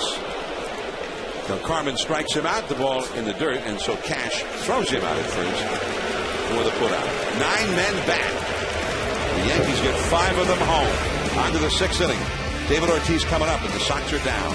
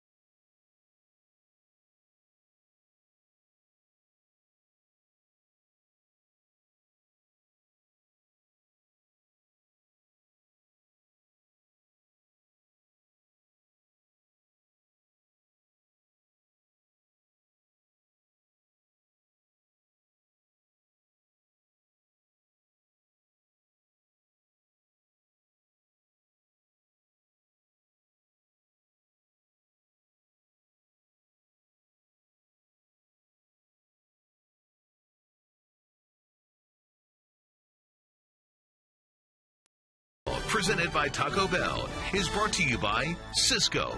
Welcome to the Human Network. Here come the Red Sox now. David Ortiz up. It's the same part of Boston's batting order that the Yankees set up there in the Yankees' 5th inning. But the Sox find themselves trailing here 7-1 as they come up. Dustin Mosley facing David Ortiz. Ortiz has gone 0 for 2 against him, a ground out and a strikeout. 3 infielders to the right of second. Mike Lowell not in the lineup tonight. He's been playing a lot of first base in the absence of Kevin Youkilis, who injured his thumb. He's had thumb surgery and is likely out for the rest of the year. Posada out to talk to Mosley. The count is 2-0 to David Ortiz. And we started to mention that earlier about how well that Francona has handled all these injuries and handled this Red Sox team, not just this year, but throughout his career there. He's done a great job of handling all the problems and all the positives that have come out of Boston. It looked like they were going to start to get healthy. They lose Kevin Youkilis and Mike Cameron, and then they get back, Lowell and Ellsbury. But they just really have not been able to get to full strength. Dustin Pedroia. Pedroia thinks he might even be back a week from now. Although, when we asked Terry Francona, he wouldn't go so far as to say a week. He just said he hoped it was quick because they wanted to get him out of the dugout. He's driving everybody nuts down there. 3-1 to David Ortiz. Into the defense. And by Cano, who was 25 or 30 feet into right field. So David Ortiz beats that defense. You're talking about the Red Sox injuries and massive to key players. 16 players have gone to the disabled list. Now, this was their opening night lineup. And Cameron, the center fielder, Pedroia, the second baseman, Youkilis, the first baseman, all on the DL. Jacoby Ellsbury just got off the DL. Josh Beckett, the ace of the staff, has been on the DL. He missed 2 months of the season. Trey Buchholz, the day after Pedroia got hurt in San Francisco, Buchholz got hurt. Daisuke Matsuzaka, also one of the 5 starters, has been on the disabled list this year. Here's Victor Martinez. He takes a strike. But right now, your center fielder Cameron's gone. Pedroia, your second baseman. Youkilis, the first baseman. And Varitek, who, although the backup catcher to Martinez now, still a very important figure for that Red Sox pitching staff. He suffered a broken foot. Okajima, one of the setup men out of the bullpen, is on the disabled list. He just went on this week. Alex Rodriguez, after a long run, caught up to that one in foul ground, and there is one away. Big Papi had to hold it first. I mean, it's very difficult to take that many starting players out of the lineup and still contend, but they've been able to do that. 9 of the 16 players have been all-stars at one time or another, many current. 6 of their opening day starters have spent time on the disabled list. That's because Josh Beckett was not on our original graphic on that. He was on the pitcher's graphic. Teixeira, there's one. Jeter back to first. Double play. Mosley covering. J.D. Drew grounds into an inning-ending double play. Yankees ahead 7-1. After the 6th, and here come the big guys again with Teixeira to lead off.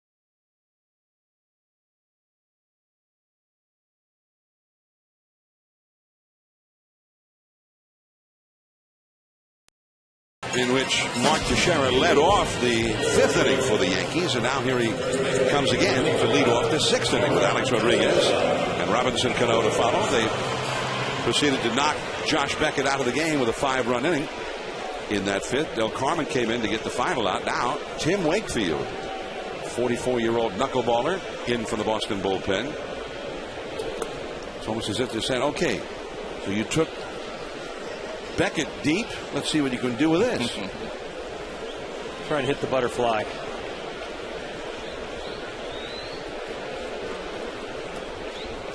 Two and 0 the count. Now he will not throw very hard. Sometimes he'll throw a fastball, and that fastball is in the 70s. He has been a warrior for this team, though, pitching in relief in big games, starting big games. He's been a great pitcher for the Red Sox. There, fastball, 72 miles an hour. I guess it's fast in relation to the other stuff he's throwing. 5 miles an hour faster than that knuckleball. Another fastball off the outside. I'm not sure that's a fastball or that's a knuckleball he's throwing harder than not moving as much. It might be, John. You might be right. I'm having a tough time reading that pitch. Either way, it's really not a fastball. Well, exactly. His fastball. That was the high cheese, John. And Teixeira couldn't get around on it. Fouls out to third. Well, Josh Beckett was successful tonight early on. It was mainly with the off-speed stuff that he was having great success. The curveball to lefties was one thing. He was changing speeds with the curveball and the cutter, and especially up to Mark Teixeira. Remember we talked about the height of his fastball, how it started to haunt him. When he got his fastball in the strike zone and kept it down and out over the plate, that's when he started to get hit. Teixeira on 2 of those low fastballs, he really ripped. Alex Rodriguez. Josh Beckett went 4 2/3, 7 runs, 11 hits given up. He had 6 strikeouts. Dustin Mosley breezing along. In fact, 2 of his easiest innings have been the last 2 innings. A 9-pitch 5th inning, an 8-pitch 6th inning. Mosley's given the Yankees 6 innings in a game he wasn't even supposed to start. He's got a 6-run lead. And this patch here that they are wearing over their hearts is for George Steinbrenner. They also have a patch on their arm for Bob Shepard. And they're wearing the black armband. There's the George M. Steinbrenner right over the heart, the boss.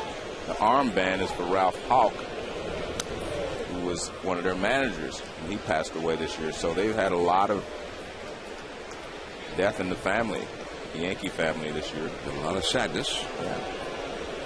Ralph Houck, the Major. That was his nickname. He was a war hero from World War II. And there's the sign in right field. Oh, and a hung and a base hit for Alex Rodriguez. His first hit of the night. He walked in that 5-run 5th inning and scored a run. He's now 1 for 3. Robinson Cano, the boss. That's what the sign says. George M. Steinbrenner, 1930 to 2010. The boss. And he was the boss. He was the boss. I always remember a friend of mine, John McMullen, who was a limited partner of George's at the beginning. He said there's nothing so limited as being a limited partner of George Steinbrenner. I always remember that quote from John McMullen, who actually later on turned out to be in a similar position when he owned the Astros. His partners were pretty limited as well. He did bring winning back to the Bronx. Correct. He was a controversial figure, for sure. That ball is pulled foul. But the Yankees had, after their great tradition of winning, they had fallen upon hard times. After they went to the World Series in '64 and lost to the Cardinals, they plunged to the depths. They had a lot of guys got old all at the same time. They were finishing 9th, 10th place in the 10-team league before division play. And it was soon after George Steinbrenner bought the ball club, starting with the 1973 season, that the Yankees returned to prominence. Alex Rodriguez running, and he steals the bag.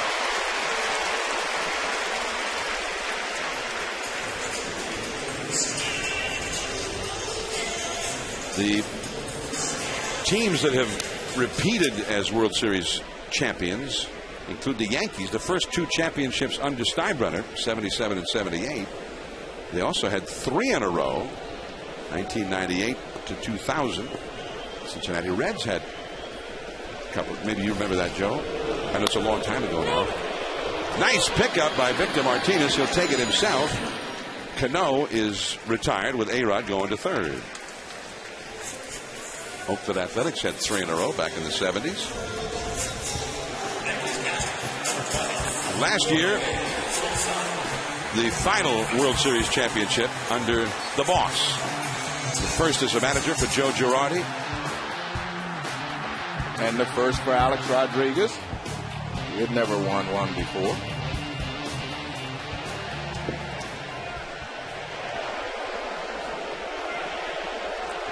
And I think one thing, because you could talk for days going one side to the other, the controversial nature of George Steinbrenner. But if you're a Yankee fan, I think most Yankee fans had to love him because he put the money back into the ball club. A high tide raises all ships, and he definitely was the high tide in baseball, and he was good for baseball. He made baseball exciting. He made the other owners chase him, and he was good for baseball players and baseball salaries, that's for sure. Actually, the basic agreement a lot of times was written in a way to protect other clubs from the Yankees. Now, we're not privy to the accountants' ledgers of the Yankees over all those many years, but by all accounts, what we do read is there were plenty of those years where the Yankees lost money under George Steinbrenner because he was putting the money into the player payroll. And I think for Yankee fans, that will be their enduring memory of George Steinbrenner. There's been a lot of great baseball in a tradition-rich organization played in the Steinbrenner era, and this era going back to Derry Jeter's first year, Joe Torre's first year as manager, 1996. That is one of the great eras the Yankees have had, and they've had a lot of great eras in their history. You know, the first thing a businessman is supposed to do is reinvest in his business and put the money back in his product, and his product was the players. So he spent the money to bring the product here that could win a championship for the Yankees. Jorge Posada down on strikes. He is 0 for 4. Yankees go down without a run despite the steal by Alex Rodriguez, his 300th lifetime. George M. Steinbrenner.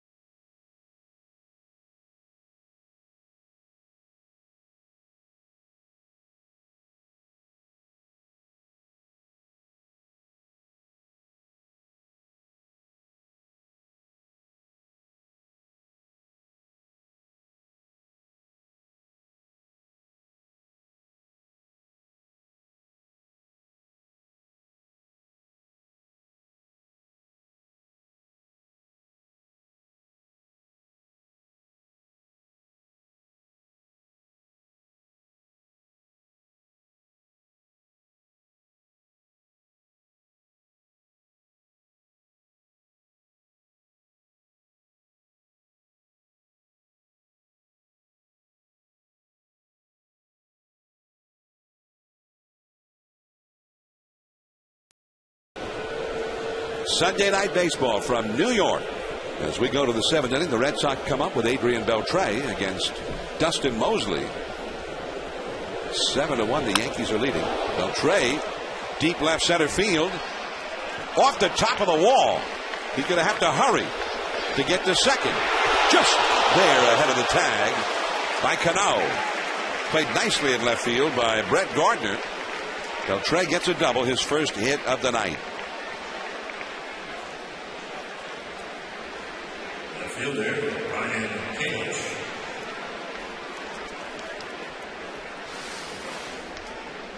Well, you mentioned, John, he played it perfectly. Gardner, and he throws a strike to second base. Beltre barely in there. I think Beltre thought when he hit it, it was out. And he delayed going to second base full throttle, but he was able to get in there safely. 34th double of the year. So if you're admiring it a little bit too long, you better get to second, too. That's the point. You better not be out.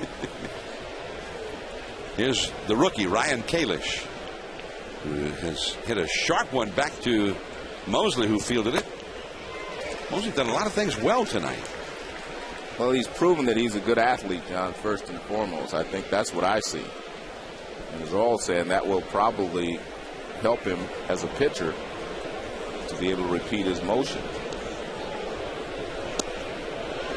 Kalish hit a sharp grounder headed for center field, and quick reactions as Jabba Chamberlain starts to warm up in the Yankees bullpen beyond the right center field wall. But Mosley intercepted the ball with quick reactions and threw him out, and that wasn't his best play of the night. That's all for Kalish. He is 0 for 3 against Mosley. And you can obviously see the difference in the pitches. That up high pitch he has a problem with. The very first batter, Jacoby Ellsbury, hits this chopper. Now watch how quickly he gets to the ball, off balance, throws it perfectly to first base. Excellent play. And watch how he gets out of the way. He had enough quickness to get out of the way, get his glove over there. And then here's the double play. He gets over to first base, and he's standing there when Jeter throws it back. He gets there quick enough to give Jeter a perfect target. He didn't have to hit him on the move or anything. He was standing there. So he does have a lot of athletic ability. I bet he was one of the best hitters in college or in his high school team. Yeah, he came out of high school as a first rounder in year 2000. Outstanding athlete, very agile. The one guy who's really gotten to him tonight is at the plate right now. Bill Hall, who has hit a single and a home run at the knees. So it is 0-2 to Bill Hall. And he still has good movement on that sinker, Orla. So, I mean, the guy, he's the real deal. You know, we saw early on he had the great movement, the velocity. He was hitting the edges of the plate, and then he lost his rhythm, his spots there for a while. And now he seems to get back in it. And maybe it was that kind of that hump ending as far as when you get tired and you have to get used to that lower energy level and get that built into your rhythm. And he seems to now trust his stuff again. But when he was going through that fatigue a little bit there, trying to bust through that wall like a long-distance runner, he kind of lost his rhythm, lost his confidence in his stuff, but he seems to get back and locating the ball again. 1 ball, 2 strikes to Hall, who's got an exaggerated, opened-up stance. That sinker is too low. And for people who may not realize why guys have that open stance, when you open your body like that, you can face the pitcher with both eyes, and then when you stride, you're not really losing that. Whereas a lot of guys, when you hit from, the standard batting stance, you're looking with one eye toward the pitcher, not necessarily both eyes. See how both of his eyes are toward the pitcher. He and Teixeira hit in a similar manner. A high fastball, lofted foul off the right field line and into the crowd.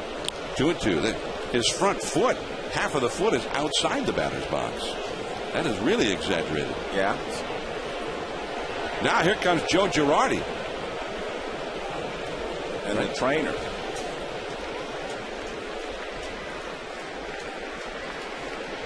Gene Monahan out also, so they saw something there. It did not look right with Dustin Mosley. He's saying he's okay, so. Jeter, as Girardi and Monahan go back to the dugout, Jeter lingers for a few extra words with Mosley before going back to shortstop. It looked like Derek Jeter wanted to clear up some signs if they wanted to switch him up with Beltre on second for a few pitches, just so that Beltre couldn't get a hang for the signs and then relay him into the hitter. But we're not sure what it was that they saw, because they came running out. But whatever it was, he says he's ready to go. 2-2 the count to Bill Hall. Runner at second, Beltre. A-run. That was an all-or-nothing play, and I don't know if he was going to get him even had he grabbed it cleanly. It's an infield hit for Hall with Beltre going to third. We've talked about Dustin Mosley's ability defensively, but some of those weak hit ground balls come because you're hitting the edges of the plate, and we talked about splitting the plate into thirds. Well, there's another third out there that has half on and half off, and that's where you don't care if you throw a ball, but you'd like to hit the corner, and he's been able to do that from looking at that fastball coming back to the outer edge. And you see in our overhead camera, he is working the edges of the plate very, very well with his fastball. Pinch hitter Mike Lowell is going to bat for Kevin Cash once he's been introduced. Joe Girardi out. He's going to make a pitching change. We've got Jabba Chamberlain ready in the bullpen, and Mosley should get a big ovation. He certainly earned it.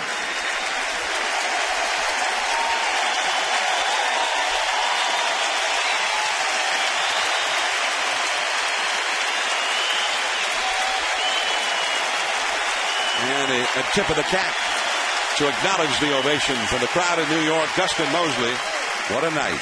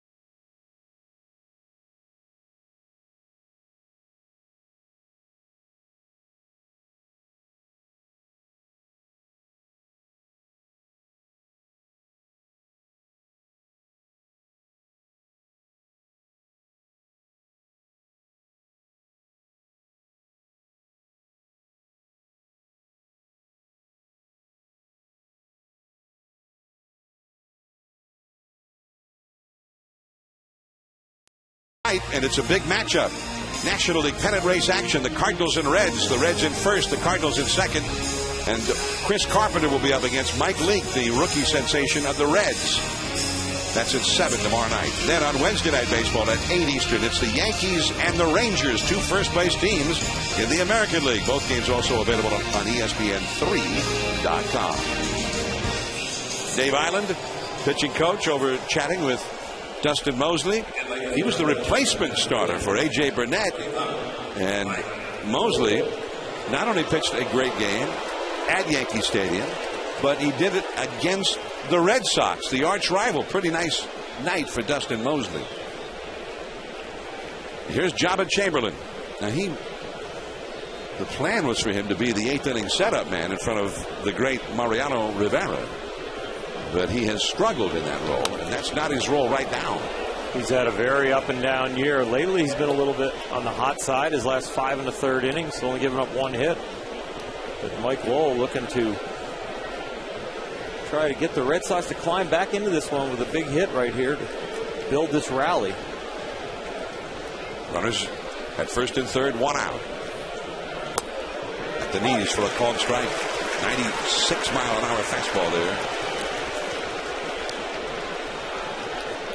Lowell has a .438 career average against Jabba. 7 hits and 16 at-bats, including a home run. Almost got a piece of his shirt. 1-2.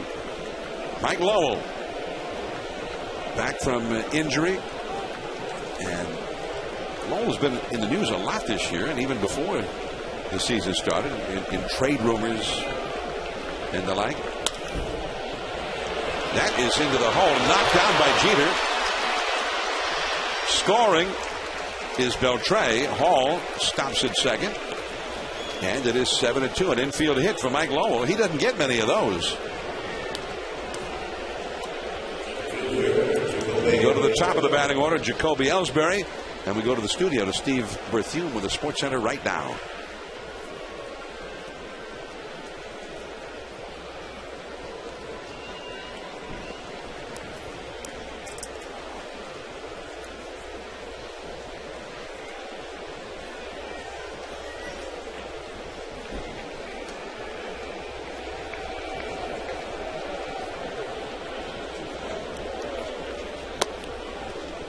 All right, Steve, and there is ball one to Jacoby Ellsbury. The Red Sox are still way behind, but they're in that part of the order now. If they get a couple more men on base, you've got Big Papi, Victor Martinez, J.D. Drew, your top hitters coming up. That is a called strike on the outside. 1 ball, 1 strike. Well, Jacoby just trying to get on here. Boone Logan, the left-hander, up in the Yankee bullpen. Jacoby 0 for 15 since coming back, trying to get on track. This would be a great place for his first hit for the Red Sox. Along the left field line, Gardner in foul ground. Nice play. It gets a little cozy in that part of this yard once you cross the foul line. So 2 men are gone. The Rays losing today in that near no-hitter for Brandon Morrow, and they've lost 5 in a row. And they have 2 of their starting pitchers who need to have their shoulders examined right now. Buck Showalter this week named the Orioles manager. His team won again today. They took a series from the hottest team in baseball, the White Sox, and they're 5-1 under our former ESPN colleague. That is in there for a strike to Scutaro, who's 0 for 3. Good slider from Jabba Chamberlain. Did you see that one coming? That all of a sudden the Orioles, who were 32-73. Baseball Tonight did a phoner with Adam Jones, and I asked, what's it like to play under Buck? Why are you guys playing so much better? And he goes, nobody wants to get the wrath of Buck. Everybody is trying to play the game correctly, because that's one of the great things about Buck is he is a stickler for detail, and he will be on top of it. And those guys will learn how to play under Buck Showalter. So you know Buck not only as a colleague at ESPN, you worked with him when he was the manager in Texas. You were the pitching coach. I was his pitching coach, and he is very good in being on top of the game and explaining the game. Fastball, and Scutaro could not get a swing off.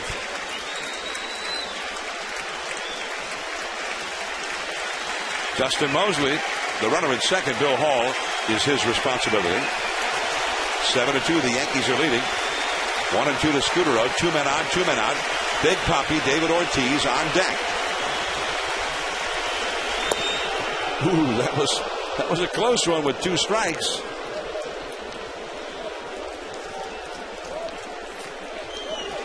Maybe a little off the outside, maybe a little low.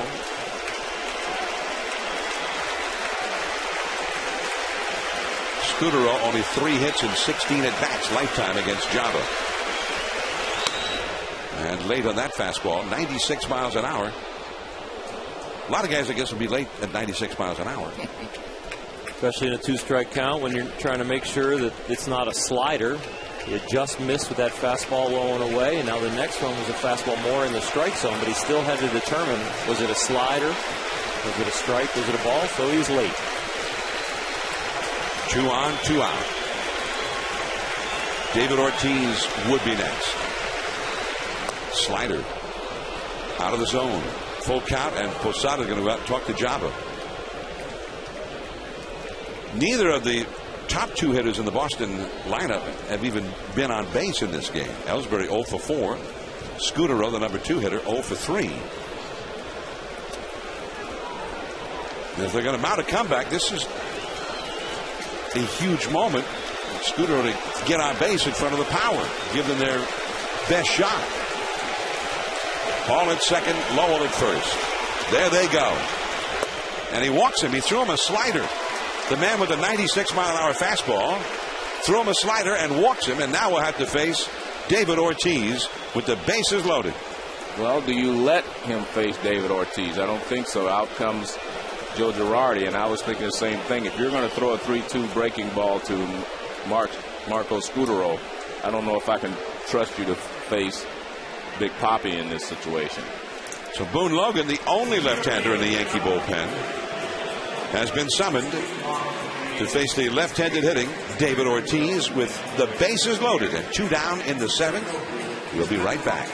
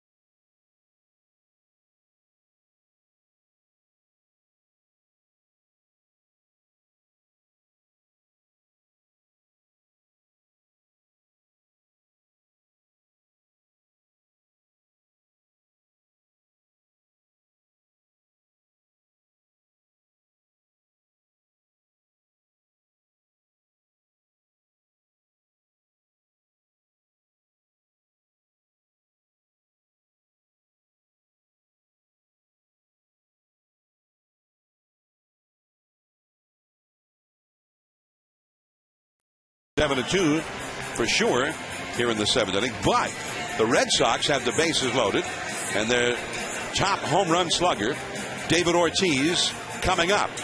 Ortiz, however, has not hit well against left-handers. He got shut down by CC Sabathia yesterday. He's hitting only .209 against lefties, as you see the numbers for Logan. And Logan is a specialist in getting lefties out. Left-handers are hitting only .184 against him. But there's one other note. David Ortiz is 2 for 3 the handful of times he's faced Boone Logan. There's all my information. And remember, those percentages work over a period of time. But any one at bat, they can be thrown out the window. Ortiz has been outstanding in the clutch. Now in his 8th season as a member of the Red Sox. Bases loaded, 2 down. This is the Red Sox opportunity to thrust themselves back into the game. The fastball at 93 miles an hour, a foul. The second baseman, Cano, is 20 feet or so out into right field. Jeter well over toward the middle.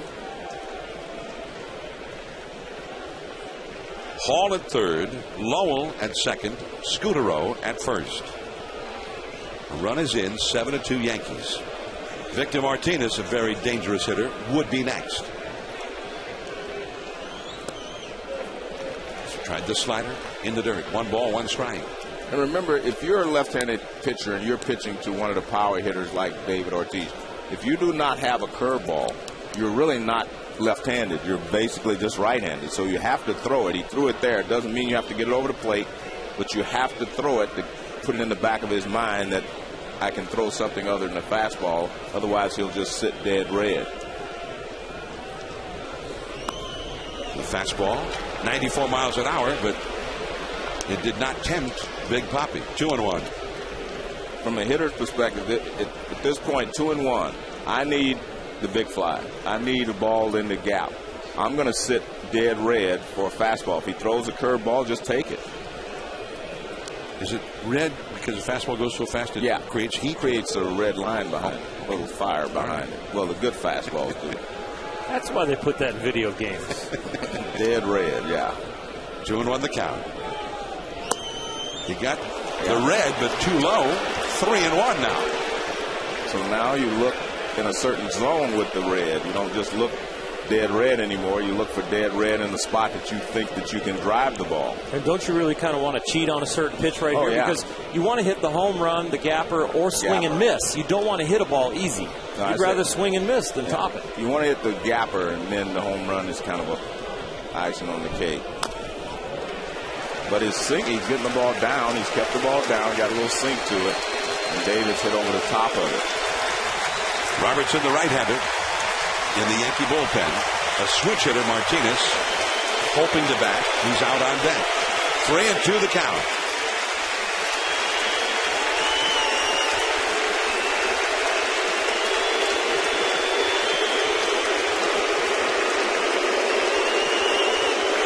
Hall, Lowell, and Scooter are the runners from third back to first.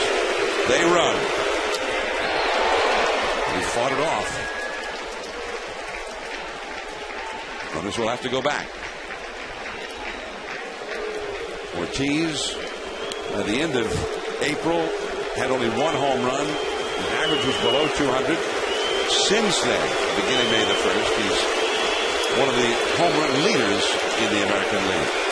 Only Jose Bautista has hit more.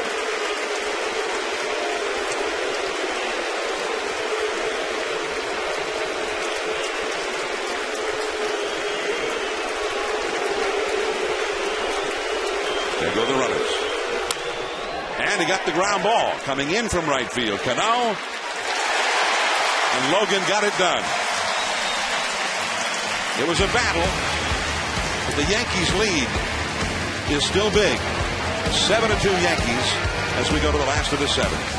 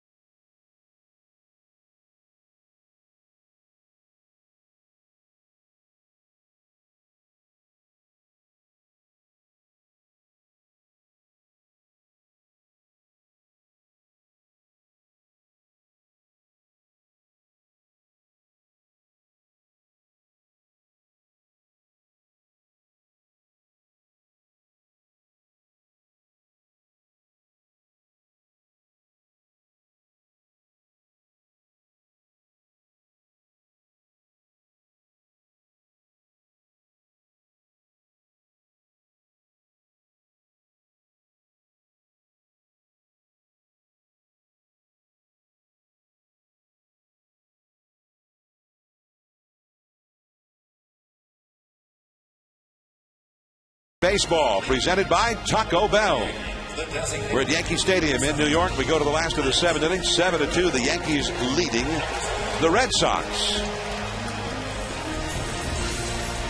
And the last part of the Yankees batting order, starting with Lance Berkman, will lead off here. On our ESPN Diamond Track, watching Mosley and the agility. He basically makes this play in 1.5 seconds. The fielding and the catch and the throw over there.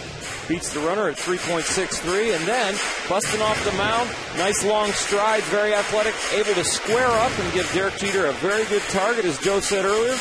Mark Teixeira really appreciates that. A first baseman knowing that his pitcher can get over there. The first baseman can concentrate on catching the ball and making a good feed to second base. He was impressive in all facets of the game.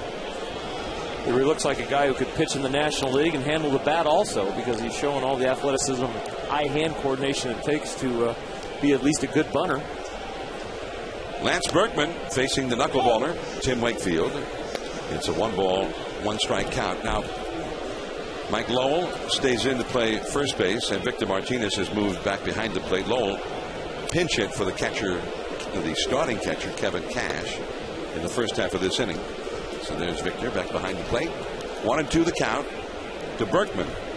Lance Berkman had some great years with the Houston Astros, and he was a favorite of Astros fans for a long time. That is strike 3 called, and until just now, I think that's the Berkman that Yankee fans have been seeing for the first time in this game. He had 3 straight hits before that strikeout, including 2 doubles. John, you know, there's 7 guys who have hit 600-plus home runs. Here's Babe Ruth. Now look where he stands. He stands at the front of the plate. The reason for that is back in the day, they threw fastball, curveball. They didn't throw a lot of sliders, so he could get up front and handle that pitch and keep his bat in fair territory so he wouldn't hook the ball foul. As the seasons have progressed and pitching has changed a lot, I think we'll see the difference in some of the other 600-plus home run hitters and how they adjusted to what the pitching was doing. You know, say we got Willie Mays and Hank Aaron in that era. Granderson on an 0-2 pitch at the wall. J.D. Drew. 2 down. So we saw the Babe. He was right on top of right the on top. Yeah, he was right in there where the fire is, as they say. Let's take a look at Willie Mays. He stood deeper in the batter's box because they came up with the cut fastball, which is now called a slider. But remember, Ted Williams always said the toughest pitch to handle was that cut fastball, that tough slider. And that standing deep in the box gave you a little more chance to see it move rather than the ball moving up on you if you're in Babe Ruth's spot. So they stood deeper for that reason. And Hank Aaron was even a little deeper for the same reason. Give themselves a little bit longer to see that cut fastball or slider. 0-2 to Brett Gardner with 2 down and nobody on. So we've got a little Babe Ruth in there. Yeah, the Babe. Little Willie Mays, 2 of the greatest to ever play the game. And then the home run king, Hank Aaron. Yeah, and they're 600-plus home run guys. Well, I'm anxious. I'm waiting for you to show me Hank. All right, here's Hank. See how deep he is? He's much deeper than Willie. See, because Hank had a little different stride, a little different approach. And again, he gave himself a little bit longer to look at the ball. 0-2 the count. And off the outside. So that's why guys, you think mostly or forward in the box or deep in the box? Yeah, errors, the way pitchers pitch causes you to adjust. We've seen that. And let's take, for Griffey, for instance, he was back up there because they started going to the change-ups and the splits. And you want to get the ball before it is sink. And you want to be up there so that the changeup doesn't fool you as much. 3 up and 3 down for Tim Wakefield. We're going to the 8th inning. Victor Martinez, J.D. Drew, Adrian Beltre coming up for the Red Sox.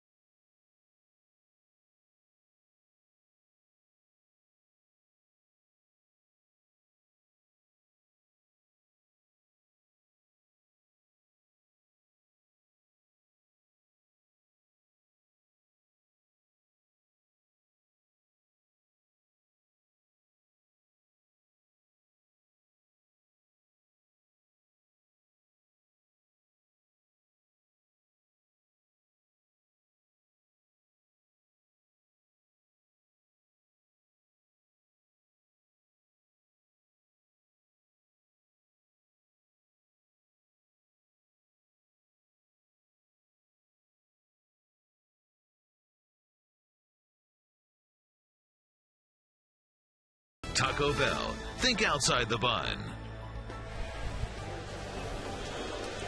Here we go to the 8th inning from Yankee Stadium. Game 3 of this 4-game series. Each team won one of the first 2 games, but the Yankees now threatening to drop the Red Sox 7 games out of first. With a win here, there's one more game to go. But even if the Red Sox were to come back and win tomorrow and get the split, that didn't really help them a whole lot. They came to town 6 games out. They leave town 6 games out. Helps them a little bit in the wild card. Yeah, I was going to say, I actually think it helps them in another way, John. When they came here, the Yankees were looking for the knockout blow, right? If they were to be swept, they would have been all but done. There's a pop-up to Shara and Cano. It's Cano. And Victor Martinez is 1 for 4. Well, you mentioned that wild card. The Yankees began the day with a 1.5 lead. The Rays have already lost their game. And the White Sox with a 1.5 game lead in the Central at the start of the day, now a half game. They've got a lot of games coming up in short order with the second place Twins. In the wild card, Tampa Bay has a 4-game edge over the Red Sox at the moment. But then if you're the Red Sox, you have to worry about the Twins as well. Yeah. Or the White Sox. Right. But I still think this has been a success. I know it sounds strange looking at it that way, but if you're Boston, you came into town struggling, you were injured, and the Yankees were looking to knock you out. They haven't knocked you out because they didn't sweep you. And if Boston somehow wins tomorrow's game and they get a split, I think this would have been a very successful trip into Yankee Stadium if you're a Boston Red Sox fan. So if they lose this game, they'll need that win tomorrow. Exactly. They have John Lester going, right, one of their best pitchers. And they've got 6 games left with Tampa Bay. They've got 6 more with the Yankees, including tomorrow. So it's still kind of in their own hands. And a lot of people are amazed that Terry Francona and Theo Epstein have kept them hanging around this long with what they've had to deal with. And make no mistake about it, there's a long way to go. I mean, we're 7 weeks. Yes, there's a lot of baseballs yet to be played. 50 games left for the Red Sox after tonight. 52 games left for the Yankees after tonight.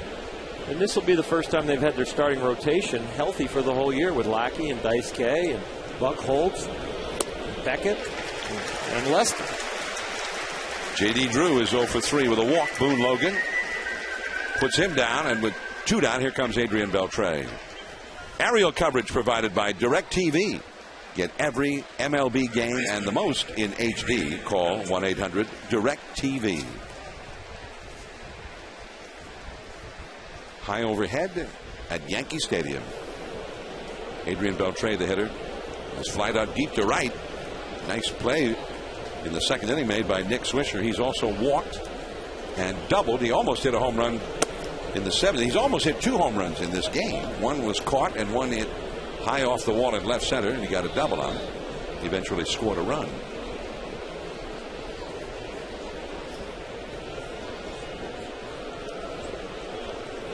Two down, nobody on.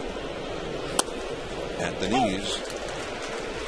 1 ball, 1 strike to Beltre. Ryan Kalish, the rookie, would be next. We talked about Adrian Beltre and how he came over here for the defensive side of the game, but his over 70-point increase in batting average is the largest in the majors from one year to the next. Cano is called off by Swisher, who makes the sliding catch. 9-pitch inning. Boone Logan. Pretty good night. 7-2 Yankees.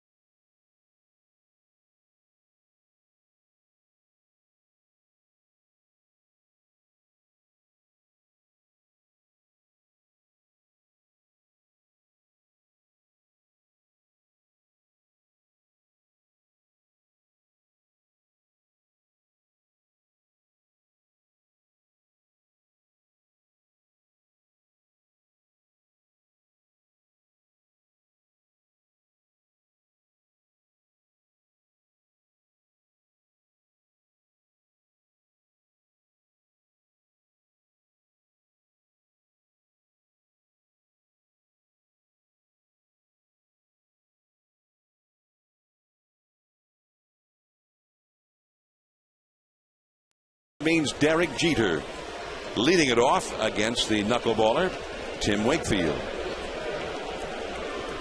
Jeter had a big night. He had an RBI single in the second and a 2-run double in the fifth. So 2 for 4, 3 batted in, hitting out of the leadoff spot. When you mentioned you think Alex Rodriguez, Joe, at the top of the telecast is going to have a big finish. Yes, I think so. His overall numbers are Down. really down for him. And Derek Jeter's numbers are down. He's another guy that you look at his history and you say he might be in for a big finish too. And if he does have the big finish, we'll look back and we'll say it started right here on Sunday Night Baseball. John, when I look at this Yankee team, to put things in perspective for me, last year to me they were head and shoulders above everyone else. They were the best team in baseball. You know, they're not as good this year as they were last year because of the pitching. But guess what? They don't have to be who they were last year. All they have to do is be who they are this year.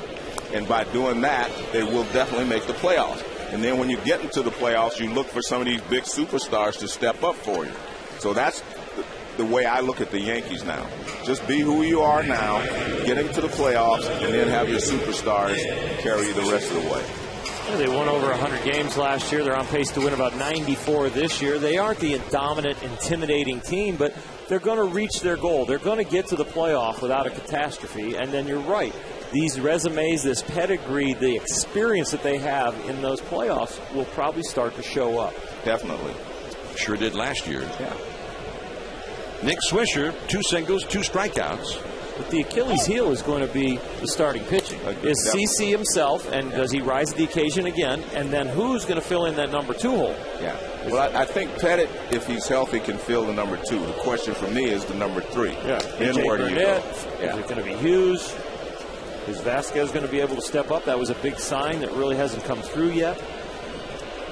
But that's the guy. That's the key. The ace is going to have to perform. Well, I think I got one thing from you. You agree with me. The starting pitching is the key. I'm on board with you right there. See? Let's give him the credit and let's put the pressure on him, too. Well, I agree. No, that's what it is. That's where it is. Well, that's what they did last year. The starting pitchers, they only used 3 of them the entire postseason. Sabathia, Burnett, and Pettit. Right center field. Soaring fly ball, but it stays in the yard. J.D. Drew. Well, the starters for the Yankees were great in the first half. They were at 3.68, which is second in the American League. But the second half, their ERA's been over 5. So they need first half pitching when it gets to the playoffs.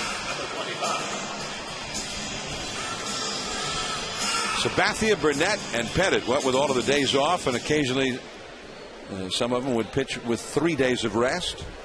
They needed no more than those 3 starters for the entire postseason. As Teixeira foul tips 1, 0-1. Teixeira's had a single and a homer. He's 2 for 4. There's Andy Pettit. He's on the disabled list right now. He was 11-2, made the All-Star team, had an outstanding first half. Right to Lowell. That's all for Teixeira. A-Rod, his left arm day. And now on to the 9th inning. It is 7-2. The Yankees leading the Red Sox.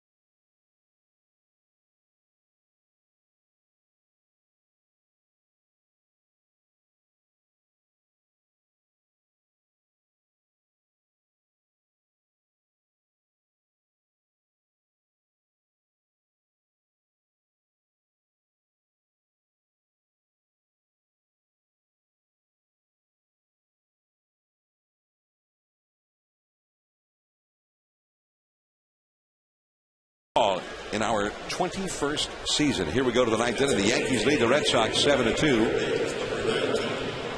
And David Robertson is on the mound now for the Yankees in relief of Boone Logan. Logan came in when the game all of a sudden needed saving. The bases were loaded. It was 7-2, but Big Papi himself was at the plate, who could have made it a one-run game. He got Ortiz out with a battle and then retired the side in order of the eighth. There is Ramiro Pena replacing Alex Rodriguez at third base as Ryan Kalish, the Red Sox rookie, looks at ball one. Ramiro Pena, by the way, I chatted with him before the game. He's from Mexico, from Monterrey, Mexico. And remember when we had that opening night game on Sunday night several years ago from Monterrey, Mexico? I think it was the Colorado Rockies and the San Diego Padres opened the season there. Whoever it was, we were there as well. And Ramiro Pena was there in the stands as a fan. Wow. So he also, years before that, the Padres went down and played a whole 3-game series against the Mets. He went to that one as well. He said his favorite player, though, was Roberto Alomar. He was an infielder. He was a switch hitter. I loved to watch Alomar play. I used to love to watch him play as well. Well, he was fun to watch. He's one of the few guys that a major leaguer would buy a ticket to go watch play. He was fun to watch. He's that good. Wasn't bad having him play second if you were pitching either, was he? No. Ramiro off his glove. And safe at first is Ryan Kalish. Kalish had been 0 for 3. We'll see how they score that one. Coverage of Major League Baseball on ESPN continues. Tomorrow night, it's pennant race action. 7 o'clock Eastern. From Cincinnati, the Reds atop the Central Division against the second-place Cardinals. And Cardinal ace Chris Carpenter will be on the mound against the rookie sensation Mike Leake. Wednesday night baseball, 2 first-place American League powerhouses go at it. The Rangers hosting the Yankees on Wednesday night baseball. That'll be 8 Eastern time. Both games also available on ESPN3.com. An error charge to Ramiro Pena. Tough error. Kalish is aboard, and Bill Hall, who's had a perfect night. He's had 2 singles, and in between those singles, he hit a home run. I don't think the official scorers ever played third base, Joe. No, that was a tough error. Guy just came into the ball game and the ball hit in the hole. The ball was actually almost behind him. Yeah. Robertson throws out Hall. Kalish over to second. Our Chevrolet player of the game, and there were some Yankees had very good games, but one guy really stood out because he was the emergency starter, and he did not just pitch well, he fielded well, he did just about everything well. We're talking about Dustin Mosley, 6 1/3, 2 runs, 5 hits allowed. Very impressive. I think the tiebreaker on it over Mark Teixeira was probably the fact that he didn't know he was going to pitch today on his way to the ballpark today, and just said strap it on. AJ's back's tightening up. He made 3 exceptional defensive plays. One, and Joe, you showed him in the last inning. One, the barehanded pickup on the slow dribbler from the very fast Ellsbury. One, a shot right back to the mound that he grabbed, and one where he got to first in plenty of time to finish up with 3 to 6 to 1 double play. And that's not an easy double play. No. Did you ever actually finish one of those, Oral? I think maybe one or so. Thank you. And you were very good defensively.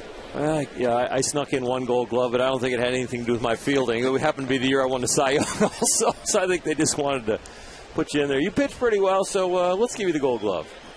Gold gloves, yeah, Gold Gloves are valuable. Yeah. I cherished the couple that I had. You have 2? I have 5. I didn't want to. Well, let's get the English right. It's a little more than a couple. Few. Well, I didn't want to make you feel bad. You got 1. I got 5. I feel bad when it comes to comparing our resumes all the time. Yeah, I have to tell you this story. Reggie Jackson, one of my favorite people, he used to come over my house all the time. And Reggie, he'd butcher up the outfield. And one day he was messing with me, so I said, I'll tell you what, take one of these and go home with you because you will never get one. Oh. I know. But we were having fun. And he laughed over that? No, he didn't laugh. He did not laugh. Reggie, it was here tonight. Yeah, always at the ballpark. Yeah, he works for the Yankees. I saw him down having a conversation with David Ortiz. I think you guys were listening in on that a little bit. 1-2 the count to Mike Lowell. Reggie 44. Jackson, number 44. Mr. October, number retired by the Yankees. Lowell, left center field. Gardner has room. It's still pretty big out there. A little bit to the right of that spot, 399 feet. Left field and left center especially, the big part of this yard, just as it was the old ballpark. Although not nearly as deep as it was when the old ballpark first opened. 457 feet to left center. The original Yankee Stadium, 461 to straightaway center. And down the right field line, 296 feet. I like that. And when they brought the fences in, isn't that when they moved Monument Park? Wasn't Monument Park in center field originally, and then they moved the fences in and they shifted it over to left center? Monuments were right on the field. Bob Costas said when his dad would take him to a game and they would walk across the field when they leave the park. Spectators could get out of to the subway through center field. He thought those guys were actually buried there. The Monuments.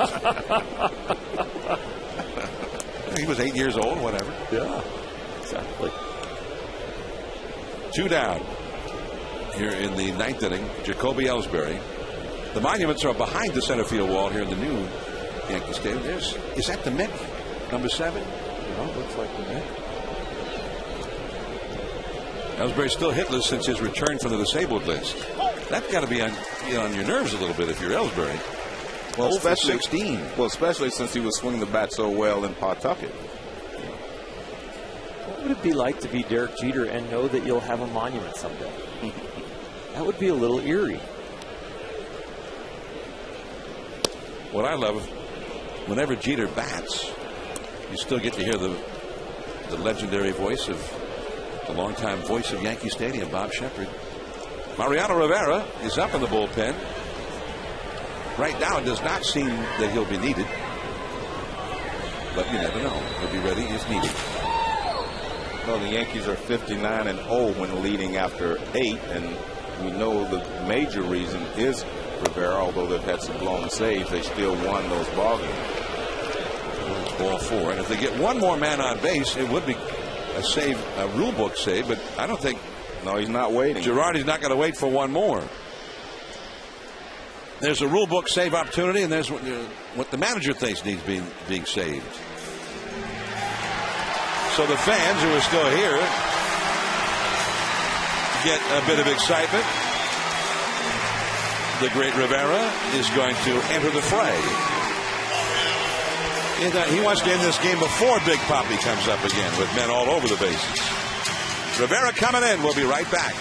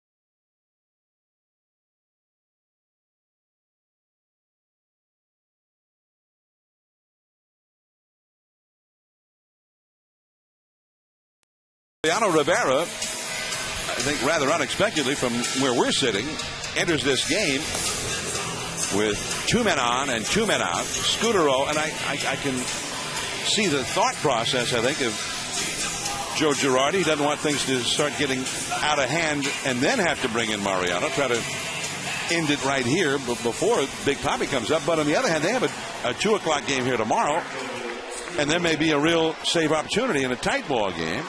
Mariano is 40 years old now. And he's not getting older, though. He's getting better. He's having a great, great year, and he must be telling Joe that he is healthy and feeling good, and that arm has life in it. He closed out last night's ball game as well, or yesterday evening.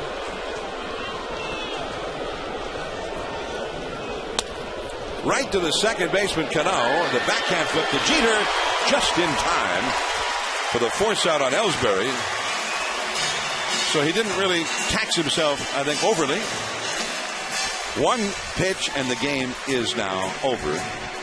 And Dustin Mosley with the win, and the Yankees now with 2 out of 3 in this series. 1 game to go. They'll have to get past John Lester. Lester, by the way, had not won a game since the All-Star break. And Phil Hughes, who's had an excellent season for the Yankees, goes at 2:05 tomorrow. That'll be almost a must-win for the Yankees. For the Red Sox, they would be 8 games out if they lose the one tomorrow. Up next on ESPN is SportsCenter. We'll see you next Sunday again from New York for the Phillies and the Mets. This has been a presentation of ESPN, the worldwide leader in sports. For Joe Morgan, Oral Hershiser, and our entire ESPN crew, this is John